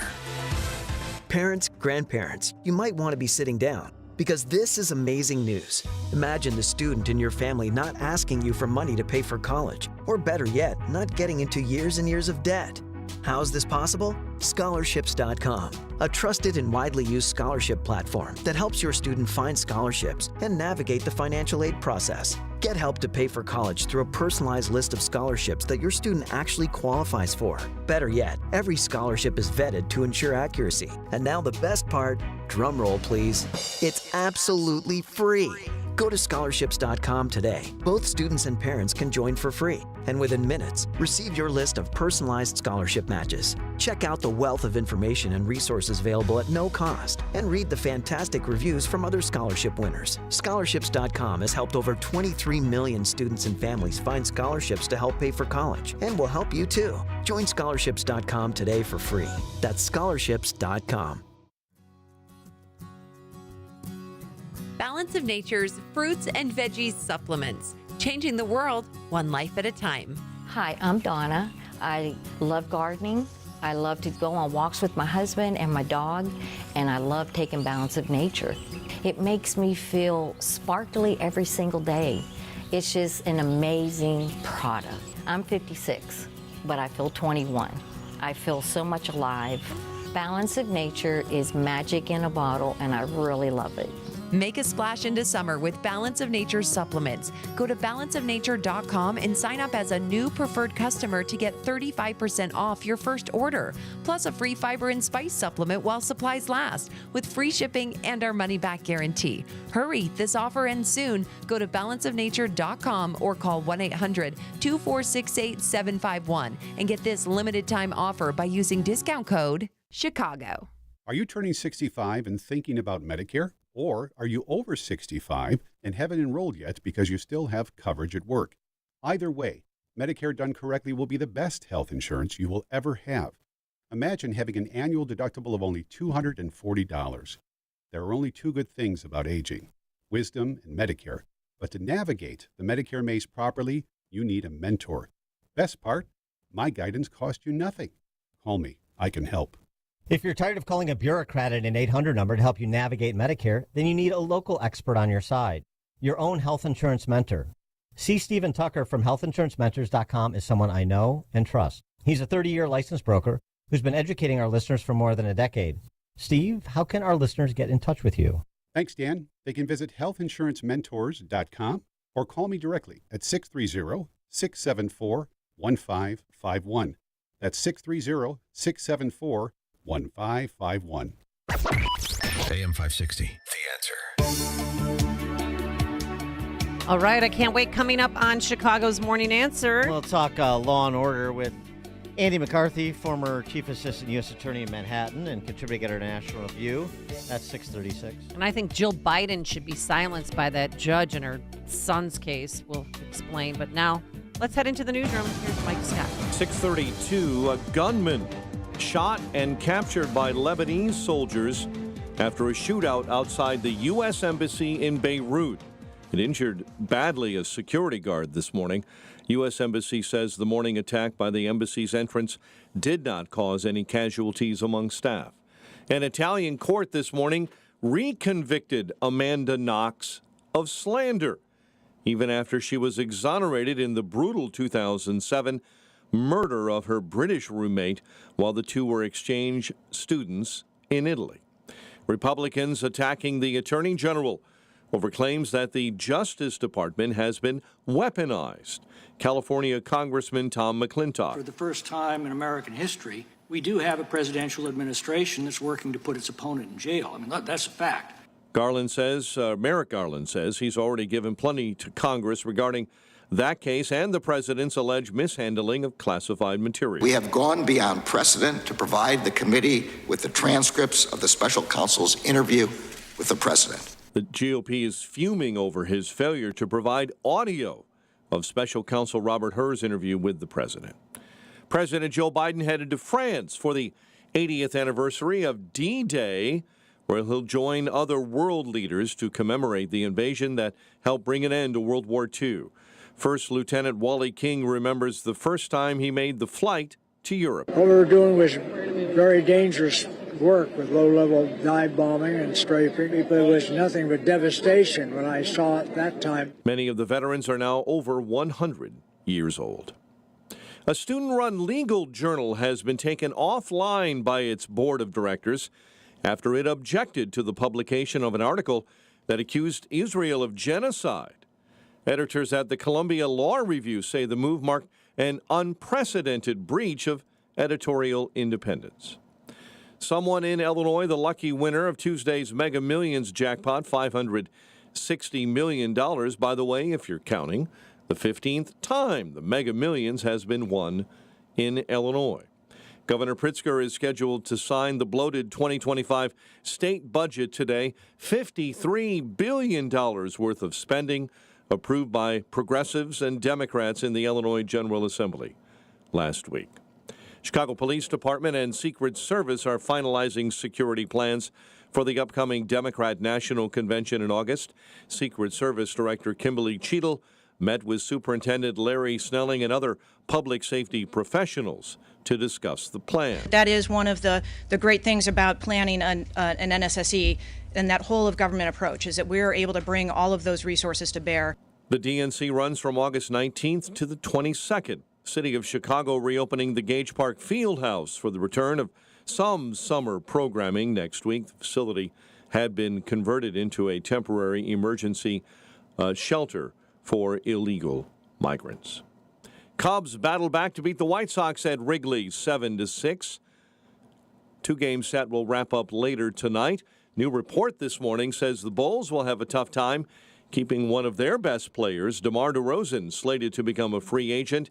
Could command more than $40 million a year. Teams can begin negotiating with free agents on June 30th. The news, a service of Health Insurance Mentors. Call Stephen Tucker today for free Medicare advice. Visit healthinsurancementors.com or call 630-674-1551, healthinsurancementors.com. And a check of traffic and weather on the way next on AM 560. Your home is a valuable asset, and you want to take care of your home. From roofs, siding, windows, and doors to furnaces, flooring, landscaping, and much more. Listen to your go-to for all things home. It's Home Answers Radio every Sunday morning at 9. Presented by Lang Home Medical Equipment, Executive Green Carpet Cleaning, and by Valdecast Windows and Doors. Get answers from industry experts so you can make informed decisions about your home improvement. Right here on AM 560, The Answer. Conveyors keep your products moving, but when they break down, it can cost your company time and money. If you need help with conveyors, call a company that has the expertise and capability to help. Hi, I'm Dave Van Camp, president of Vans Industrial.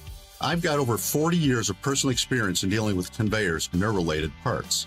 At Vans, we install and maintain all types of conveyors, including screw conveyors, belt conveyors, drag conveyors, and bucket elevators. And if you need related conveyor chutes, drives, guards, or dust collection, we can design and install all of these components for your conveyor system. Vans uses only the best and safest union-trained mechanics insured at the highest levels to perform the job right. Call 833-VANS-IND to schedule your conveyor inspection today. That's 833-VANSIND. Visit them online at vansindustrial.com. That's VANSindustrial.com. Vans Industrial, working safe since 1964. Getting quality employees to fill positions in your company is essential. But finding those people can be a major hassle, unless you use ZipRecruiter. ZipRecruiter makes finding quality people a breeze. And right now you can try it for free at ZipRecruiter.com/free. With ZipRecruiter, one click sends your job to hundreds of top job sites. But more than that, ZipRecruiter's advanced technology identifies the candidates with the skills you need, sends you a list of great matches to review, then actively invites them to apply for your job. And the results speak for themselves. 4 out of 5 employers who post on ZipRecruiter get a quality candidate within the first day. That's right, the first day. Now you can focus on your business and let ZipRecruiter do the work finding the best people for you. See for yourself. Experience the ease, efficiency, and power of ZipRecruiter for free. Just go to ZipRecruiter.com/free. That's ZipRecruiter.com/free. ZipRecruiter.com/free. Chronic pain blows. You're miserable, and guess what? The people around you are miserable. Hi, Amy Jacobson here. Don't suffer any longer if you have knee, shoulder, back, or hip pain. QC Kinetics is the nation's leader in regenerative medicine. Folks, I'm talking lasting joint pain relief. There's no surgery, there's no drugs, there's no downtime. QC Kinetics advanced treatments harness your own body's ability to restore and repair damaged joint tissue. So you can walk, run, hike, play golf, pickleball, and move again pain-free. QC Kinetics is under the leadership of former orthopedic surgeon Dr. Mitchell Shinecup, a pioneer in regenerative medicine. Their advanced protocols have enabled tens of thousands of patients to reclaim their mobility. Call QC Kinetics for a free consultation, now open Saturdays.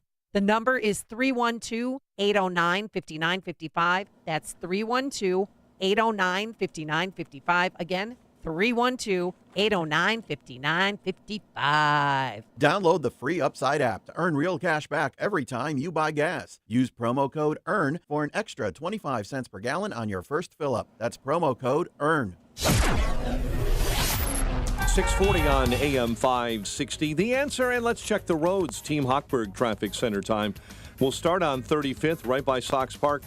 Westbound 35th, shut down over the Dan Ryan. There is a person reported on the Red Line tracks and a medical emergency there, and that means Red Line trains at a standstill right now at 35th due to that medical emergency on the tracks. Crews are working to restore service right now, but for now, the Red Line shut down completely near Sox Park at 35th, and 35th itself, westbound, completely shut down this morning. Other issues we're watching: an accident, left lane blocked on the Tri-State 294 southbound, right before the Eisenhower merge, and the Dan Ryan itself on the outbound side at 35th. Told you about that earlier Red Line problem and the problem at 35th above. Local lanes on the outbound Dan Ryan are also now being impacted, and slowdowns right at 35th. Traffic, a service of ExpressPros.com. Visit srgexpress.com to connect with professionals in accounting, IT, and engineering. The specialized recruiting group takes an individual approach, placing people in contact and full-time roles. srgexpress.com. Chicago's Morning Answer with Dan and Amy continues next. AM 560 Weather Center forecast. Rain and thunderstorms this morning, then some midday clearing, a high near 80. Light rain and 71 right now. Your next news is at 7. Chicago's Morning Answer continues next on AM 560 The Answer. This hourly segment is brought to you by Scott Tucker Solutions and his show Retirement Decoded. Sunday mornings at 8. Learn more at scotttuckersolutions.com. Now, from the Signature Bank Studios, Only the biggest stories, only the biggest guests, and only the biggest opinions. This is AM 560, The Answer. Top of the morning, Dan and Amy. Constitutional lawyers continue to weigh in on the Trump trial in Manhattan and conviction. Over the Wall Street Journal, David Rifkin, we've had on the show, he was in both the Reagan and the H.W. Bush administration's Justice Departments. He penned an op-ed along with a law professor from Florida International. They cite a 1948 Supreme Court case, Cole v. Arkansas. No principle of procedural due process is more clearly established than that notice of the specific charge and a chance to be heard in a trial of the issues raised by that charge. If issues raised by the charge, if desired, among the constitutional rights of every accused in a criminal proceeding in all courts, state or federal. In a 1970 case, appreciate these constitutional lawyers doing this shepherdizing for us. The Supreme Court justices affirmed due process clause protects the accused against conviction except upon proof of reasonable doubt of every fact necessary to constitute the crime with which he is charged. All of these due process precepts, they argue, were absent in Mr. Trump's trial. And he was entitled to those due process rights, not because Trump says so, but because the Constitution does and the Supreme Court has so held. Mark Levin has also tweeted out another conversation he had with a Supreme Court litigator friend of his. Okay. The Supreme Court litigator friend said that the Republican attorneys general around the country should look to sue the state of New York. Levin, recounting the arguments, wrote, the state of New York should be sued in the Supreme Court. New York prosecutors have sought and obtained civil and criminal judgments under unique New York laws against Trump in New York courts before New York judges shortly before the presidential election. Their purpose and the necessary effect of what they have done is to interfere in the forthcoming federal election by persuading voters in swing states not to cast ballots for electors who would choose Trump to be president. The legal validity of these New York judgments has been challenged but cannot be determined before the election. He cites a 1934 Supreme Court case that even though presidential electors are not officers or agents of the federal government, they exercise federal functions and discharge duties in virtue of authority conferred by the Constitution. Therefore, the argument goes, a single state may not deliberately utilize its local laws invoked by prosecutors and implemented by judges who affiliate with one national party to tilt the voting for electors in other states, which is what they would argue Alvin Bragg has done in New York. And this would be the basis for the Supreme Court to take this matter up and take it up before the November election. Interesting. We've also heard and we've talked to Professor Epstein at University of Chicago and Professor Jacobson at Cornell about this other suggestion made by a former clerk for Chief Justice Warren Burger that under the Supreme Court's common writs power, because, as was argued in that Wall Street op-ed I was just referencing, Trump's due process rights were violated, you can appeal directly from state court to the Supreme Court, and why wouldn't the Supreme Court take this up? Well, to help us distill all of this and all these expert legal opinions, we're pleased to be joined by somebody with expert legal opinions in his own right, Andy McCarthy, former Chief Assistant U.S. Attorney of the Southern District of New York, contributing editor at National Review, author of the bestseller Ball of Collusion, The Plot to Rig an Election and Destroy a Presidency. The plots to rig elections persist. Andy McCarthy, thanks for joining us, as always. Appreciate it. Good morning. So these arguments as to how to get the Trump conviction before the Supreme Court on appeal straight away, what say you to them? Yeah, I think the case was atrocious from beginning to end. I've even argued that I think the New York statute on which Trump was prosecuted is unconstitutional under New York's Constitution, even before you get to the problems with the indictment and the trial.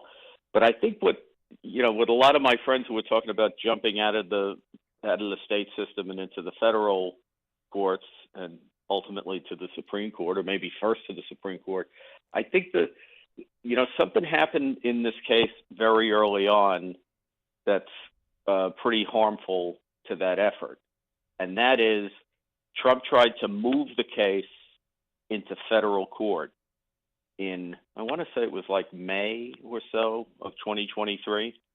And the upshot of that was, I think in late June of 2023, Judge Alvin Hellerstein, who was like a 90-year-old senior judge appointed by Clinton of the federal court in the Southern District of New York, issued a thorough opinion. I thought it was, parts of it were an awful opinion, but it did hit all the issues, even if it didn't get them right. And it essentially endorsed the strategy of Alvin Bragg that was ultimately implemented through the rulings of Judge Merchan in the state case. So it's not a situation where a federal court hasn't already passed on this. And there was a lot more discovery about what the charges were. This doesn't cure, Dan, the failings of the indictment, because a person is entitled under the Constitution to have the essential elements of a charge spelled out in an indictment. And if it doesn't, and this indictment doesn't, then the indictment fails under the U.S. Constitution. Nevertheless, they gave a lot of extra information to Judge Hellerstein about what their theories were, including that they were relying on this New York election law and they were relying on FECA, the Federal Election Campaign Act. So I just think it'd be hard to jump into federal court now like this has never happened, when the state can wave around this opinion from a federal judge saying it was all fine. So where do we go from here? Where does the case? Well, he's got to, obviously, sentencing is coming, and then he's got to appeal to the appellate division and pursue getting the case reversed in the New York court system.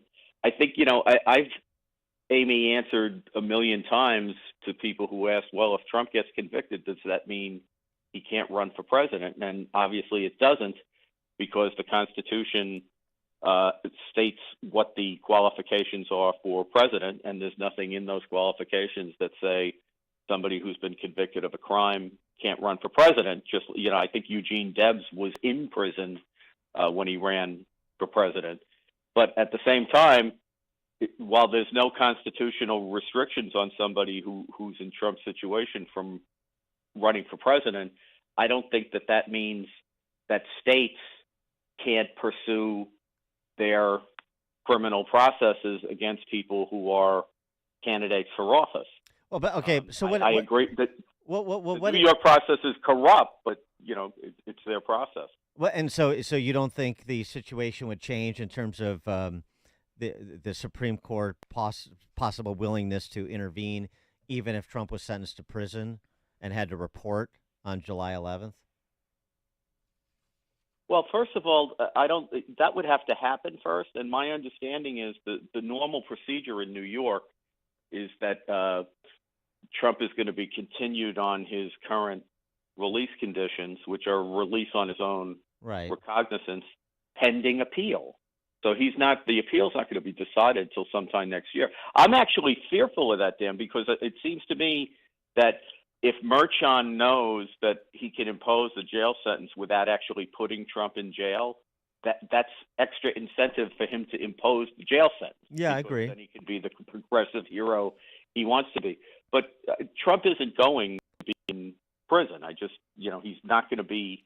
Now, if it turns out that I'm wrong about this and he actually tries to put him in right there and then, I think, then we're in a different place. But I don't think that's conceivable in New York. But the Supreme, so even with that, and it's an important issue you raised, that federal court judge that weighed in on the issue when they tried to move it.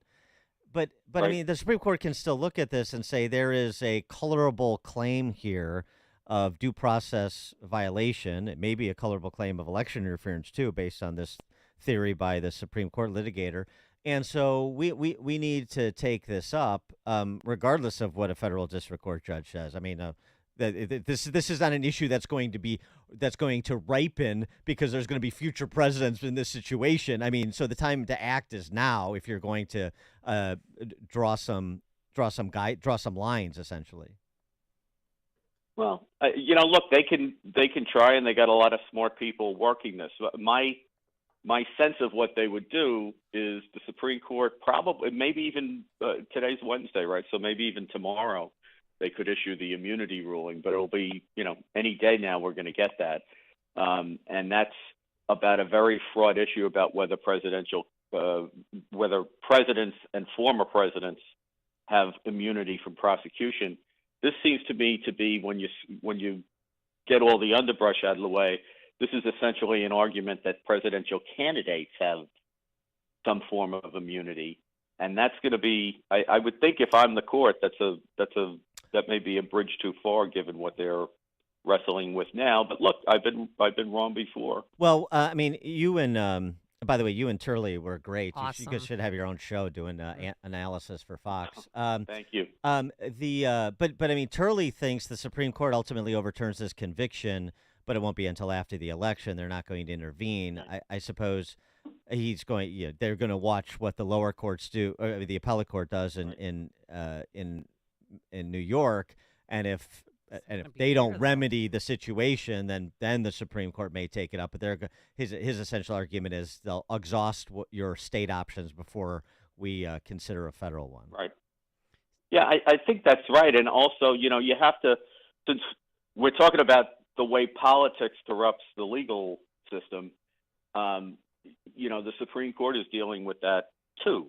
So, the left is trying to mow and agitate to get Justice Alito to recuse and Justice Thomas to recuse. And I think the latest attack is on Justice Barrett's husband, because he had Fox as a legal client or something. So they're obviously on the warpath against the conservative justices. And I don't think when they get cases that are in front of them that they have to decide, I don't think they're going to, for example, I don't think Justice Alito would change a comma of what he's doing because the left is giving them a hard time.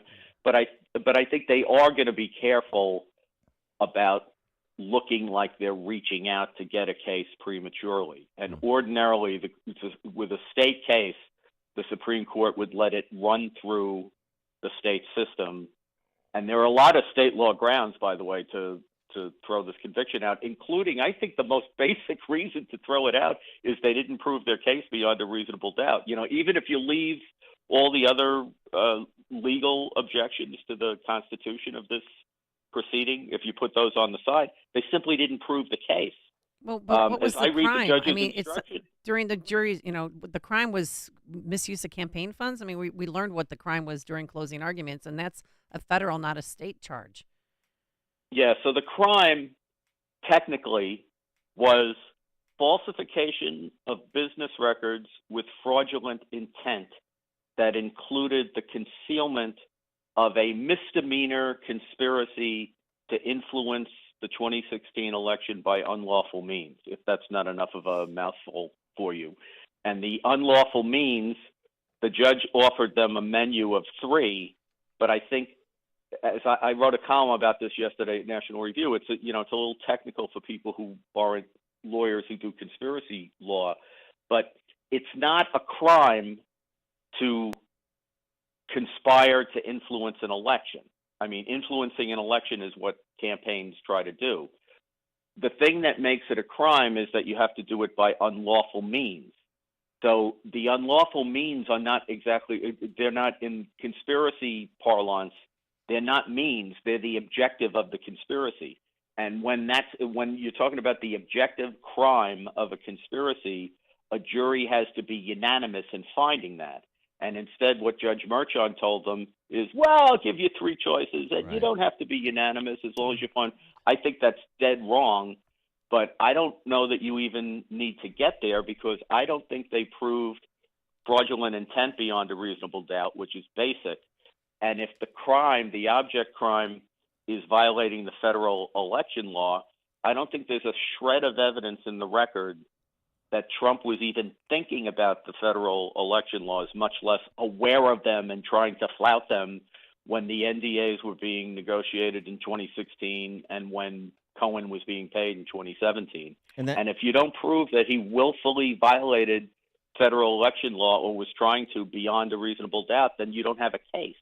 In the last minute we have you, it's been a while since I've took criminal law in law school, so perhaps I forgot the nuances, but is it important to have a confession if you're a prosecutor? Because it seems that that's what prosecutors in the Hunter Biden case have, a confession. Yeah, So he wrote a book. are we just going to have the prospect of jury nullification for politics? Is that what this case is? I don't think so. I think, I heard my friend John Turley say that, and he's right that they're trying to get a nullification from the jury. And obviously, Delaware's small. The Bidens are very powerful. They have reason to hope for that. But I actually think what they're trying to do is set up the case for appeal. They want to take the position that the Second Amendment, that under the Second Amendment, unless somebody is debilitated by drugs at that moment when they obtain the gun, then the Second Amendment protects you. And what's going to happen in this trial is Judge Noreika is going to instruct the jury. It doesn't have to be this second. It's got to be sometime proximate, sometime around the time of the purchase. And I think what these guys are doing is it sounds like they're pursuing a defense that can't win on trial, but that's because when they get up on appeal, they want to preserve their ability to argue that she misinterpreted. That's Judge Noreika misinterpreted the Second Amendment. Won't that be fun? An expansive reading of the Second Amendment to save a Biden. It's that's going to be classic. beautiful. Bidens, right. You can't make this stuff up. This is the greatest thing ever. Andy McCarthy, former Chief U.S. Assistant Attorney, Southern District of New York, contributing editor at National Review, author of the bestseller Ball of Collusion. Andy, thank you as always. Appreciate it. My pleasure. Have a great week, guys. Thank you. And he joined us on our turnkey.pro answer line. All right, coming up on Chicago's Morning Answer. Republicans are embracing vote by mail in Pennsylvania, writes Selena Zito. We'll get an update on vote by mail programs, election integrity, ballot security, all those important mechanics of the administration of the November election. Ken Cuccinelli, former Virginia Attorney General, now national chairman of the Election Transparency Initiative at 7:07. But now let's head straight into that newsroom for news here at home and around the world. Here is Mike Scott. Governor Pritzker to sign the fiscal year 2025 state budget today. CPD and the Secret Service are finalizing DNC security plans. Posen cancels their annual carnival, maybe for good, after massive fights break out. Cubs rally to beat the White Sox and the Bears back on the practice field. WIND Chicago News Time, 7. Not enough, too much, or better than nothing. I'm Chris Foster, Fox News. There are mixed reactions to President Biden's executive order turning away migrants seeking asylum until fewer people are crossing the border. South Texas officials like Bexar County Sheriff Javier Salazar say they would have preferred bipartisan legislation to deal with the border, but are supportive of President Biden's restrictions on asylum. Is it perfect? No, it's not a perfect solution, but I think it's a really good start that I think we should all absolutely give a shot to. Republicans in Congress say the executive order is nothing but a political stunt with little substance. The ACLU's Immigrants' Rights Project says it will challenge President Biden in court, writing in a statement it was illegal when Trump did it, and it is no less illegal now. At the White House, Jared Halpern, Fox News. The Lebanese army says a security guard is wounded and an attacker is wounded and captured after firing shots at the U.S. Embassy in a suburb of Beirut, Lebanon. Now that he's convicted, a conviction that's being appealed, former President Trump wants a gag order in his criminal hush money case lifted. Lawyers for former President Trump sent a letter to Judge Juan Merchan saying that since the end of the hush money trial last week, there's no longer a need for the gag order their client is under. The gag order was issued by Judge Merchan in March, who said it was necessary to limit the former president's statements out of court due to, quote, threatening, inflammatory, and denigrating comments. Trump lawyers say due to the former president's campaigning, it should be lifted, citing a debate with President Biden later this month and statements from adult film star Stormy Daniels and the former president's former attorney, Michael Cohen, both prosecution witnesses. Former President Trump was convicted of 34 felonies and faces sentencing on July 11th. In New York City, Tanya J. Powers, Fox News. An American man, John Nelson Pullis, is sentenced to 42 years in prison for the murder of his girlfriend, a DJ, Valentina Tres Palacios, a year and a half ago. America's listening to Fox News. Blue Island. 71 degrees in Chicago. Mostly cloudy skies and still some light rain showers falling at 7:02. Someone in Illinois, the lucky winner from Tuesday night's Mega Millions $560 million jackpot. The winning ticket purchased online through the Illinois Lottery. Governor Pritzker is scheduled to sign the fiscal year 2025 state budget today. The $53 billion spending plan approved by the Illinois General Assembly last week. Chicago Police Department and the Secret Service are finalizing security plans for the upcoming Democrat National Convention in August. Secret Service Director Kimberly Cheadle met with CPD Superintendent Larry Snelling yesterday. Snelling later backed his police officers after a recent IG's report alleged they were not ready for large protests.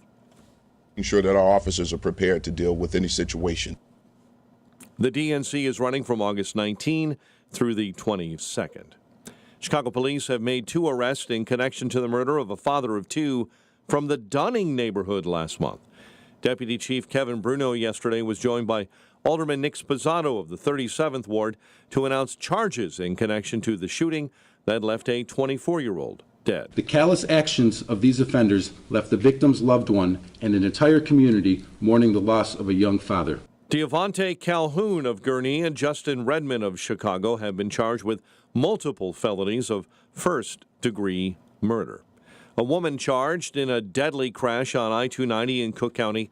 State police this morning say Ashante Gates was driving Monday when her sedan hit a parked vehicle with 2 teens in front changing a tire near Paulina Avenue. Teens were identified as 18-year-old Eric Cox and 18-year-old Shaylin Sherwood. They were pronounced dead at the scene. Gates faces multiple charges, including aggravated driving under the influence of alcohol and reckless homicide. Cubs over the White Sox 7-6. Bears back on the field at mandatory minicamp today. And the news, a service of Turnkey.pro. Turnkey's real-time threat hunting defends you, your employees, and your customers from vulnerable cyber attacks, malware, phishing scams, and other threats. Turnkey has solutions to protect your business. Turnkey.pro. A check of traffic and weather on the way next on AM 560.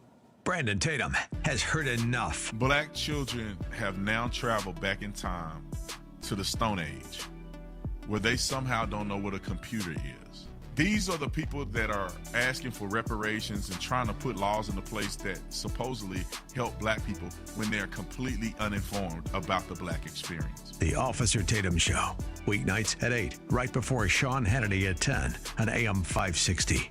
The Answer. Gold demand is skyrocketing to record highs. As more Americans rush to preserve their savings, will there be enough gold? I'm Dr. Ron Paul, and I believe physical gold is the only way to truly protect your 401k or IRA savings. Gold offers tangible security that can't be tracked, stolen, or inflated. That's why I strongly advocate for gold IRAs. To learn more, text the word PROTECT to 989898 now. Birch Gold Group will send you a free info kit on gold IRAs. Birch Gold is the only gold company I trust, and there are thousands of rave reviews prove I'm not alone. So don't wait another second. Protect your retirement savings today. And see how easy it is to move your IRA or 401k into physical precious metals. Text PROTECT to the number 989898 for your free gold IRA info kit. Again, PROTECT to 989898. Message and data rates may apply. Balance of Nature's fruits and veggies supplements, changing the world one life at a time. Hi, I'm Tom. Welcome to my garage. I don't need new cars. In fact, I like old cars. Old cars remind me of me. I take Balance of Nature. I feel great. Take my word for it. If you want to feel great, take Balance of Nature. You'll never regret it. Make a splash into summer with Balance of Nature supplements. Call 1-800-246-8751 Or go to balanceofnature.com and sign up as a new preferred customer to get 35% off your first order, plus a free fiber and spice supplement while supplies last, with free shipping and our money-back guarantee. That's 1-800-246-8751. Hurry, this offer ends soon. Go to balanceofnature.com or call 1-800-246-8751 and get this limited time offer by using discount code CHICAGO.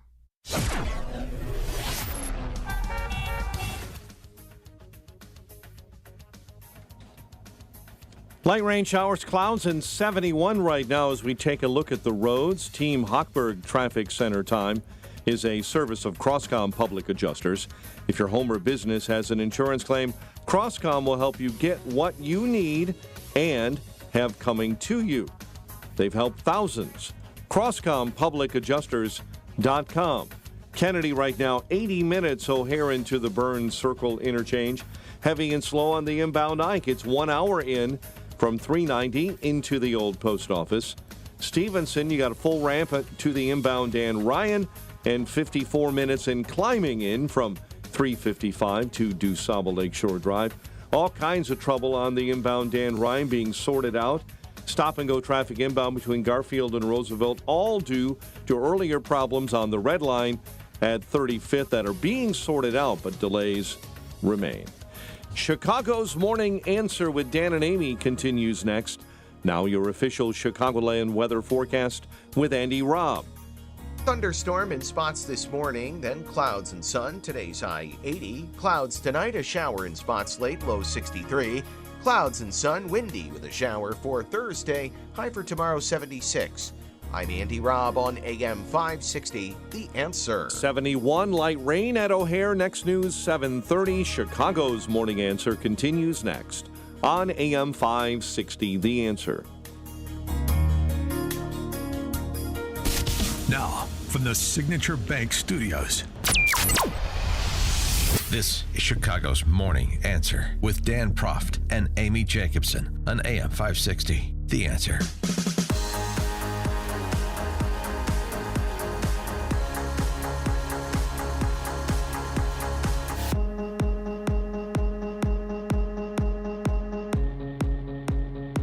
Top of the morning, Dan and Amy and our friend Zelina Zito, writing over the Washington Examiner. 7 months ago, according to the Pennsylvania Department of State, Democrats still held a lead over Republicans in voter registration in a southwestern Pennsylvania county that for generations was the heart of the working class voter. These are blue collar, steel mills, fabrication plants, railroads, barbershops, mom and pop grocery stores. This is Zelina Zito, who hails from Pittsburgh, describing this area of Pennsylvania. 7 months later, according to the Pennsylvania Department of State, the Democrats have fallen behind. They now trail Republican registration by more than 1,000 voters. This is in Beaver, Pennsylvania. But that's only half the story. Sean Parnell, former Army Ranger who served in Afghanistan and ran for Congress, now lives in Beaver County. He told her, tapping into those voters and getting them to vote by mail is equally important. Parnell is running a project whose goal is to steer a major turnaround in Republicans' vote-by-mail operation in this year's election cycle. And he is doing so in conjunction with a couple of other Republican, PACs, basically, to register Republicans and build a statewide mail-in ballot initiative in Pennsylvania. So that's pretty encouraging. I mean, it's a recognition of what, in part, was the lack of infrastructure in swing states, or states that could be a swing state for Trump, at least, and particularly in 2024. But to give us a sense of how things are going broadly, at least broadly in those swing states that will matter coming down the stretch, we're pleased to be joined by Ken Cuccinelli, National Chairman of the Election Transparency Initiative, former Virginia Attorney General, and former Deputy Secretary of DHS as well. Ken, thanks for joining us again. Appreciate it. Always a pleasure to be with you guys. So Give us perspective on Pennsylvania, if you have anything to add to what Selena Zito is reporting, and the vote by mail piece of this more globally. Yeah, so starting at the literally top level, if you compare where we are to 2020, which is what people think about mostly in their head, I'd give America a D grade for that election. And I think we're at around C+, B- now across the country, which is actually a very significant improvement. We still have plenty of work to do, but things like you described with Sean Parnell are a big deal in capitalizing on the safer environment. We now have to compete and beat the Dems, both in voter registration, so I was encouraged to hear your reporting on that, and in actually converting those people to voters, especially early voters. And that's still a cultural issue with Republicans. And, you think about Arizona in 2022, our folks waited till Election Day. A quarter of the polling places in Maricopa County, which is the biggest county in Arizona, couldn't handle the numbers. Printers running out of ink, all this kind of thing. And so we got log jammed by waiting to the last second. And we could go into a lot of the failure of Maricopa County. There's plenty to talk about there. But it makes competitive sense. If we want to win, so if you're listening and you want to win, you should be voting as early as you can. First of all, from plain old cheating, people using your name to vote, if you've already voted it, they can't do that. But in a state like Pennsylvania, where we've made limited progress, we've gotten rid of Zuckerbucks, we got a good ruling out of the Third Circuit, the federal court there, which leans Dem, by the way, and still ruled our way on one of the lawfare efforts by the left to kind of knock the rules around the way they did in 2020, and the Third Circuit knocked them back. And part of the reason for that is one of the ways we've closed the gap on the right is we have more capacity to litigate now than we ever have before. And the left has been doing this for literally 20 years. Since the 2004 presidential election, they have been engaged in all of the activities to take as much advantage of the process of the election as possible, which is what you and I are talking about right now. And we're playing catch up, but we have caught up we've closed the gap in a lot of areas. They still outspend us. They out a lot of things. But you just reported, and it's not the only place in the country, that Republicans, Arizona is another place, are out registering voters. That is a huge, huge change and a very, very big deal. So, Ken, you said we're at a D. Now those people got to be converted to early voters. Sorry for interrupting. You said that we were at a D. So we were. Well, how do we get to the C or the B or A, maybe even an A? So we're at C+, B- now, 3.5 years later. And to get to an A, let's talk about Pennsylvania. We were talking about Sean Parnell. Pennsylvania has a terrible activist left-wing Supreme Court. They will deliver the Dems what they want in lawsuits, and they have. It didn't help that the Republican legislature effectively passed a law kicking the door open to mail-in voting, even though their Constitution explicitly forbids it.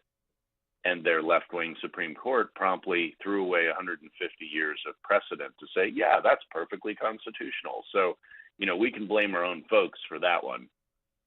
They gave the Supreme Court the opportunity to do that. But we got rid of Zuckerbucks. We have been litigating a lot of the small elements of mail-in balloting that make it more or less secure, and we've been doing well in those lawsuits. Despite the Supreme Court. Some of them have been in federal court. So these are ways to improve things in Pennsylvania that have happened. We also have recruited election officials there, which we learned in Virginia in 2021, where we recruited about 4,000 they self-recruited. They just stepped forward, got trained to become election officials. And when I say election officials, I don't mean helping the campaigns. I mean literally working for the local election officer to run the poll books, to count the ballots, to oversee the mail-in ballots. We are still behind in this area to the left, but we have closed the gap. And this is something everybody listening to us, Dan and Amy, everybody listening to us can do this right now. You can be an election official. Your local election office hires enormous numbers of citizens to run the election. If you have the least bit of concern about election security, and I hope you do, then you can help solve the problem. You can do your bit, and you'll actually be paid to do it. These are paid jobs. This is not volunteer work. They'll train you. We can get outside training that our allies have prepared. The Election Integrity Network does this. People can go to whoscounting.us and sign up and get trained. But that is the single biggest thing that people listening to us can do. They can actually affect this whole issue area. And in Pennsylvania, we've been recruiting more of those folks. There's been a lot more attention, I can tell you as a former attorney general, that it isn't punishments that deter people or the actual probability of being caught. It's their belief that they're likely to be caught or seen doing bad things. And because there's so much more oversight now, there's a lot less opportunity for people who would do bad things to actually do them and get away with them. So we are in a better place, C plus, B minus, but we've got voter rolls to clean up. We've got election mail-in ballots to get voter ID improved on. Again, I'm talking about Pennsylvania here. I mean, if we talked about Illinois, the list would be a lot longer, right? Well, but I mean, so nut this out for us. You know, in the swing states that matter, North Carolina, Wisconsin, Georgia, Arizona, maybe Trump expands the map, Nevada, Michigan, Pennsylvania. You know, taking all these metrics that you were describing into consideration, I mean, do you have like a rank order priority of most buttoned up to least buttoned up, most confidence in the fair administration of the election versus least confidence, where we're strong and where there are still substantial problems that maybe the polling that would belie the polling? Yes. So we'll do bad news first among the swing states. Michigan has gotten worse. Really? Michigan passed what amounts to their own little H.R. 1, which was the federal takeover of election attempt that failed by the Democrats. But they did it by referendum, by lying to voters, frankly. They wiped out voter ID. They did a bunch of other things. Michigan has gotten worse, and the GOP is a complete mess there. So, you know, lining people up to get inside the system has become harder. So Michigan's worse. Nevada is the worst state to begin with. They're just so sloppy and awful at running elections. But we're making headway there. The RNC just filed a lawsuit in the last few days to clean up a certain aspect of mail-in balloting. The same lawsuit in Virginia 3 years ago was won by our side, and we're hoping they win it in Nevada, sorry. And we also, Chuck Muth runs a spectacular voter roll cleanup effort in Nevada. And I start with those two states because those are the two that among the swing states really are the worst. All the others have improved. All the other swing states have improved. You asked for the rank order, Dan. Georgia and North Carolina have probably improved the most. North Carolina just passed a couple of months ago sweeping election reforms. It took years for them to pull it off. This has been a battle in North Carolina for over a decade. And it took a Democrat flipping to become a Republican and giving them the veto-proof margin they need to override Governor Cooper's vetoes of election integrity legislation. And it took all the Republicans sticking together to vote for it. And they dramatically improved election security in North Carolina, literally in the last couple of months. Georgia did it in 2021 and 2022. Of course, I've been on your show and we've talked about Georgia before because of the explosion from the left. Oh, Jim Crow 2.0. And it's so racist to clean up election systems And what was the result? And this is important for people to hear. The result after the 2022 election, the University of Georgia did a survey. So a left-wing university did a survey and found 0% of black voters dissatisfied with the election process. 0. It's incrediable. Yeah. And the white and black voters were within a couple of tenths of a percent of being happy with those changes, 72-point-something% each, almost identical. The whole racial excuse of opposing this stuff was a big fat canard. It always is. They just call us racist to try to keep us from doing it. And think of how many black businesses lost because they moved the Major League Baseball Oh All-Star my game gosh, out of there. incredible. I mean, it crushed From a businesses. 50% black city to a 10% black city. It was stupid. Okay, so I have a question for you. So their goals. Illinois is gone, but what can we do? My liberal friends last election cycle were election judges in Wisconsin. So, yep. Like, why are you getting involved in that? We But need more now, there. okay, so how can we help? Because I've got some time. No, on we my are, hands. and we've gotten rid of ballot drop boxes. We'll see if they stay gotten rid of, because their Supreme Court flipped. You guys were following that election and reporting on it, and the Supreme Court has actually skipped their appellate court to bring a case back up. So it's very clear that they just intend to rewrite Wisconsin election law and reinstitute ballot boxes. So that's terrible. I will say this. Zuckerbucks is gone by referendum in Wisconsin, and Wisconsin and Pennsylvania were probably the two worst states in doing us harm with Zuckerbucks in 2020. And it has been wiped out by vote of the people. The governor kept vetoing the Zuckerbucks bans, and Zuckerbucks, for folks, are the $400 million that Mark Zuckerberg put into nonprofits. So he got a tax deduction for this. And then they funded election offices overwhelmingly in Democrat areas. And the election offices did voter turnout, which is what parties are supposed to do. And the data shows that Zuckerbucks alone flipped the election from Trump to Biden because of how those dollars were deployed and the turnout differences. And the 5 cities of Wisconsin were terrible. Green Bay, Madison, et cetera. They were the worst, and they're looking at ways to get around this, but the people have spoken, so to speak, and now there's a major impediment to the left using this tactic again in Wisconsin. So things have improved in Wisconsin as well. They're going to get a little bit worse here when the Supreme Court puts drop boxes back in place, but there's still going to be the Zuckerbucks ban, and in Wisconsin, that made a very big difference. And we have been recruiting for years election officials in Wisconsin and training them, and we're going to try to put another push on here over the summer to do the same thing. So Wisconsin is a big deal. It's a high priority. It's one of the tightest states in the country, election after election after election. We know the other side's focusing on it, but so are we.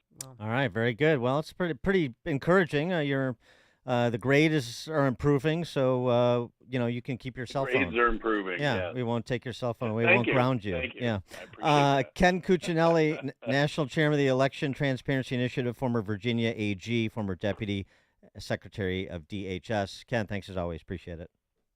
Hey, always good to be with you guys. Thank you, and hopefully the RNC in Milwaukee might help. And Ken joined us on our turnkey.pro answer line. Connect with Dan and Amy using the AM 560 mobile app. Download it today at 560theanswer.com/mobile. Signature Bank is Chicago's fastest growing independently owned business bank. It's a bank where relationships still matter. I'm Dan Proft, and I know this because Signature Bank is my business bank. Hi, I'm Tony Dreyfus, founder and president of Metropolis Coffee Company and a proud new customer of Signature Bank. We're a 19-year-old specialty coffee roaster located in the heart of Chicago. Some of your favorite restaurants and cafes serve our coffee. As a small business manufacturer, we understand the importance of working with the right bank, and that's why we made the move to Signature Bank. We were tired of the impersonal service that our large bank had provided. A friend referred us to Signature Bank, and their team was on site to understand our operations firsthand. They provided us the working capital to continue our successful business operations and to fuel our ambitions for innovation and growth. We now have the flexibility to grow at our own pace. That personal touch, you can't find that at a large bank, but we found it at Signature, and we can't thank them enough. Signature Bank helps local businesses succeed. Let Signature Bank turn your business vision into reality. Visit signaturebank.bank. Member FDIC, Equal Housing Lender.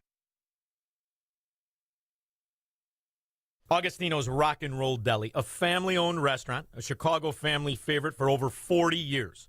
Why? Because they're known for sub sandwiches the size of your forearm. No joke. Their 6-inch sub has more meat and cheese in it than any foot long in an Irish neighborhood. These sandwiches are iconic, famous for their homemade Italian beef, meatballs, burgers, and, of course, delicious Italian subs loaded with mortadella, cabagol, salami, provolone, and their own secret sauce called Love Potion No. 9. This vinegar and oil dressing is famous on its own. Both Augustino's locations boast walls covered in authentic rock and roll memorabilia and artifacts, all celebrating their love for good old-fashioned rock and roll. Augie's is a feast for your eyes and your stomach. Dine in or carry out. Bring the family or the team. Plus, Augie's caters corporate meetings, parties, and celebrations. Don't make it yourself. Make it happen with Augustino's. Go to augustinos.com for locations and menus. That's augustinos.com. Choosing where to send your kids to school is one of the most important decisions you make as parents. Even as the school year is come to an end, you might be thinking about where to send your kids to school in the fall. You need to know that private school might be an option for you and your family thanks to our friends at Half Price Schools. At halfpriceschools.com, you'll find many different private schools from around Chicagoland offering a full year of tuition for half of the normal price. And you can take advantage of this great opportunity because it's simple. You find a private school near you, you purchase the tuition voucher, and then you prepare to send your child off to school this fall. HalfPriceSchools.com has schools across Chicagoland, including St. Andrew's Lutheran in Park Ridge, Ravenswood Christian in the city, Christian Liberty Academy in Arlington Heights, St. Peter Lutheran in Schaumburg, and many others. So don't delay. Next school year will be here before you know it. Visit HalfPriceSchools.com today. Don't wait. Visit HalfPriceSchools.com today. That's HalfPriceSchools.com. Would you go to court without a lawyer when the other guy is lawyered up? Or are you going to go it alone and learn law and procedure as you go? When you have an insurance claim for your home or business, it's the same thing. This is Dan Lights from Crosscom. We inspect your property, file your claim, negotiate the damages, and maximize your settlement with your insurance company. Insurance companies will send out their inspectors that work for them, get paid by them, and represent them. Not you. If we complete the repairs approved by your insurance company, our service is free. Crosscom Public Adjusters has turned denied claims into approved claims. We've also increased insurance claims anywhere from 23 to 1,000%, and we could do the same for you. We are licensed by the Department of Insurance and work in Illinois, Northwest Indiana, and Southern Wisconsin. Crosscom Public Adjusters, 630-871-5500. Online at crosscominc.com. That's crosscominc.com. Crosscom, building trust for over 20 years. Now, I told you about my friends that are liberals that went up and they volunteered at a polling place inside a police precinct because they thought that that was a form of intimidation. And they wanted to make sure that it was okay. Yeah, real flaming liberals. Okay, spring is here, and soon summer will be, June 21st officially. But I'm sure you got your patio ready for the summer barbecues, hot dogs, brats, burgers, beer. Well, they don't provide the fruits and veggies your body desperately needs every day to stay healthy and energized. That's why I've been taking Balance of Nature for nearly a decade. I love it. It's so easy to crack open those individual capsules and dust them over my salad or mix them into juice drinks or warm water. That's how I do it. And thousands of AM 560 listeners love their Balance of Nature, and you will too. 6 capsules a day provides your body, your heart, and mind with 10 servings of over 31 different fruits and vegetables. You'll love it. Your body, mind, and heart will thank you for it. Order today by calling 800-246-8751. Use coupon code Chicago to save 35% off your first preferred order and free shipping as a preferred customer. 800-246-8751. Call now or order online at balanceofnature.com. Use coupon code Chicago. Balance of Nature fruits and veggie supplements changing the world one life at a time. Are you turning 65 and thinking about Medicare? Or are you over 65 and haven't enrolled yet because you still have coverage at work? Either way, Medicare done correctly will be the best health insurance you will ever have. Imagine having an annual deductible of only $240. There are only two good things about aging, wisdom and Medicare. But to navigate the Medicare maze properly, you need a mentor. Best part, my guidance cost you nothing. Call me. I can help. If you're tired of calling a bureaucrat at an 800 number to help you navigate Medicare, then you need a local expert on your side, your own health insurance mentor. C. Stephen Tucker from healthinsurancementors.com is someone I know and trust. He's a 30-year licensed broker who's been educating our listeners for more than a decade. Steve, how can our listeners get in touch with you? Thanks, Dan. They can visit healthinsurancementors.com or call me directly at 630-674-1551. That's 630-674-1551. AM 560, The Answer.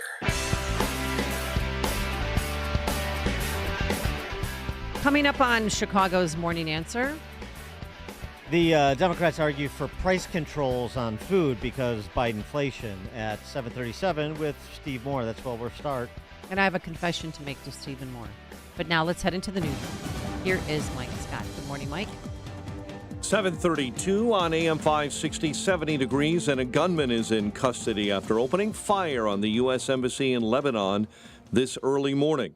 Security guard at the embassy was also reportedly wounded. Staff inside, according to the U.S., is safe.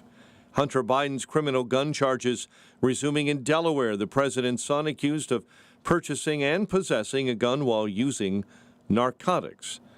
The president himself signed an executive order aimed at slowing the flow of migrants across the U.S. border. But at a hot spot between ports of entry near the border in Jacumba, California, there's a surge today, as Fox's Bill Malusian reports. We continue to see single adult men from another hemisphere away randomly showing up here at the Southern California border and entering the United States without any resistance. People from all around the planet showing up here very nonchalantly and crossing illegally. This is one of the hot spots here in SoCal. They just walk past the Mexican military and then walk through a gap in the border wall. Again, no resistance. Most of these guys were from countries in Africa and Asia, some of them from these special interest countries that DHS is supposed to do additional vetting on for terror concerns.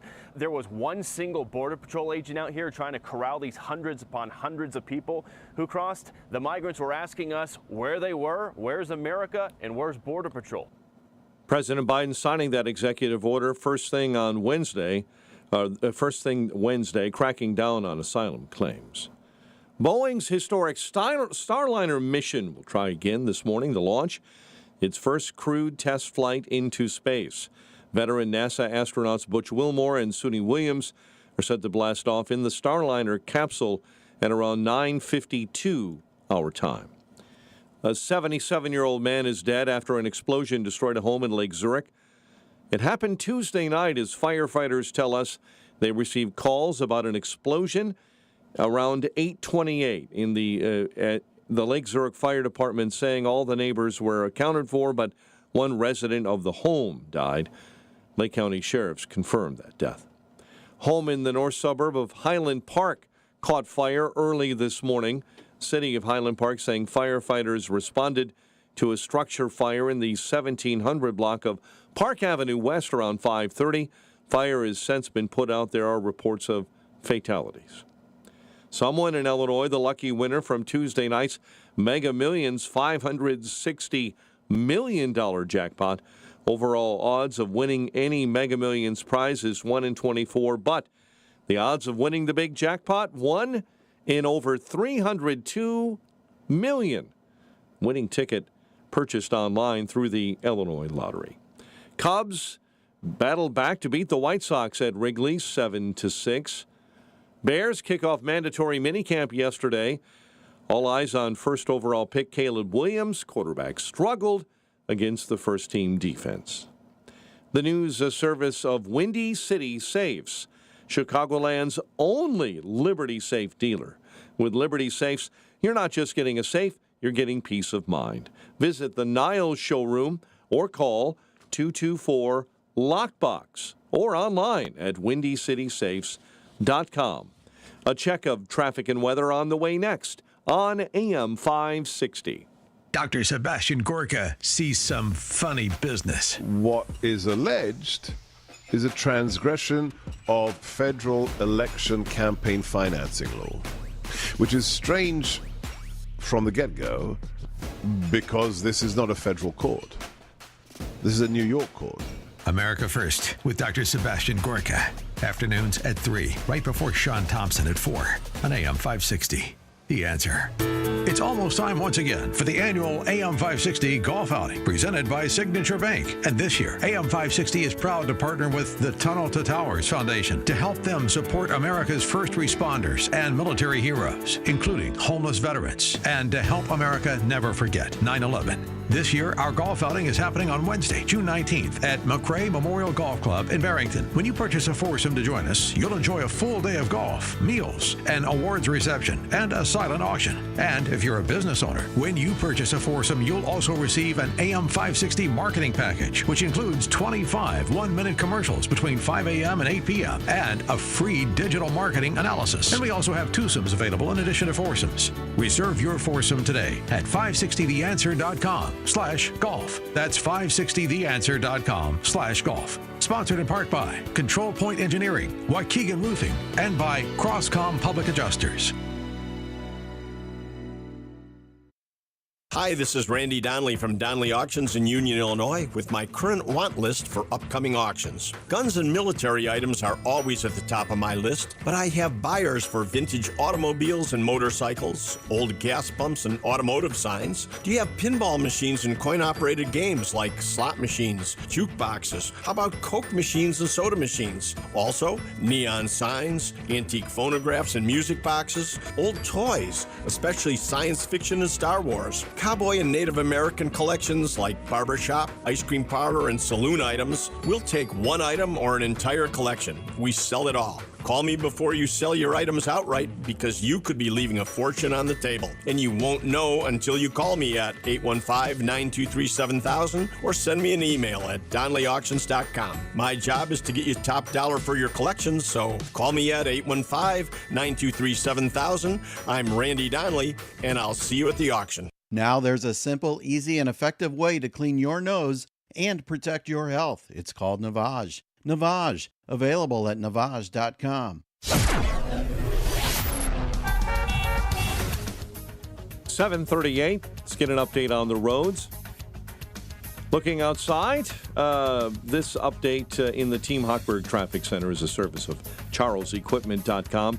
Keeping the lights on when unexpected storms cause loss of power at your business. Get help quickly at CharlesEquipment.com. Kennedy at 65 from O'Hare into the Burns Circle interchange. The Ike Jam solid, Manheim through Independence. Stevenson slow inbound Harlem to Kedzie.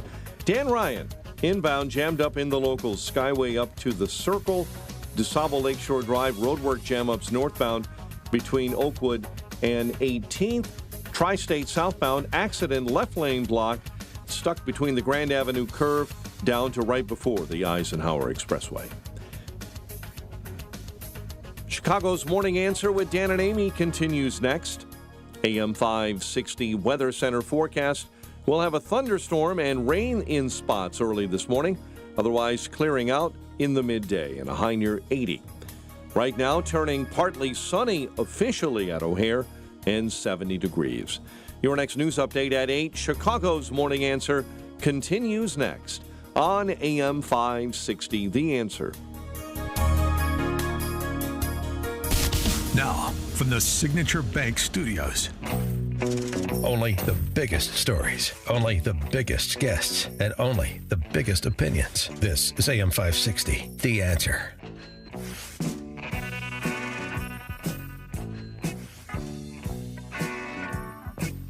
Top of the morning, Dan and Amy. Rose DeLaura is one of these apparatchiks from a previous iteration of neo-Marxism. She's this old hag with the purple hair, sort of. I saw her online. That sort of has a sort of Wicked Witch of the West look. Well, why do women? That's for children, and I don't even like it with children when they die. They wear pink, green, and gray or whatever. But adults doing it is strange. How about octogenarians? Okay. Rose DeLaura, in a committee hearing, explaining that monetary and fiscal policy have nothing to do with inflation, the price you're paying at the grocery store, and it has everything to do with the greed of big food producers. Oh, right. We need to put some shackles on their price increases and maybe on their CEOs. So let me ask you this. Don't you believe that the federal government's time would be best spent on combating illegal practices that raise prices on healthy and nutritious foods for over 340 million Americans living in this country, as opposed to a pilot that would look to at SNAP purchases for a tiny fraction of the 42 million participants that this program services? I don't know if I can really adequately address that question other than say it goes back to the research of providing good, healthy foods to people. But do you, about food prices? Yeah, I just, I really can't speak to how you control food prices. I don't know enough. There is about no that. shortage of food in the United States of America. That means the industry has the ability to raise or lower prices at will. And if, at the moment, their will is to truly, it is price gouging. That what they do, that if you can lower the price one day and then you raise the price another day, that is within your control. It would just seem to me that one of the purposes that the federal government can play here is to go after those who are price gouging, deal with legislation that doesn't allow them to do that. But we spend our time, and look, the SNAP program is always an issue of controversy in this institution for some reason. But let's go to a fundamental thing. If we want people to buy fresh fruit and vegetables, etc., make it available for them. Make it available at the cost that they can afford. Not just the affluent, but the middle class, working families, and families that are vulnerable. Yeah, how do you? I don't know why we can't control food prices, and Rose DeLaura has a plan. She'll control food prices. The same thing is happening when it comes to energy. Senate Majority Leader Chuck Pagliacci Schumer joined 22 of his fellow neo-Marxists, sent a letter to the Justice Department accusing U.S. oil producers of colluding to keep prices high and inflate their profits, saying, quote, only the DOJ can prosecute and fully redress the alleged anti-competitive behavior in the oil sector. It's big food, and corporate greed, that's the reason your grocery prices are so high. And it's, of course, the evil bond villains that run oil companies and their greed. That's why the price is so high at the pump.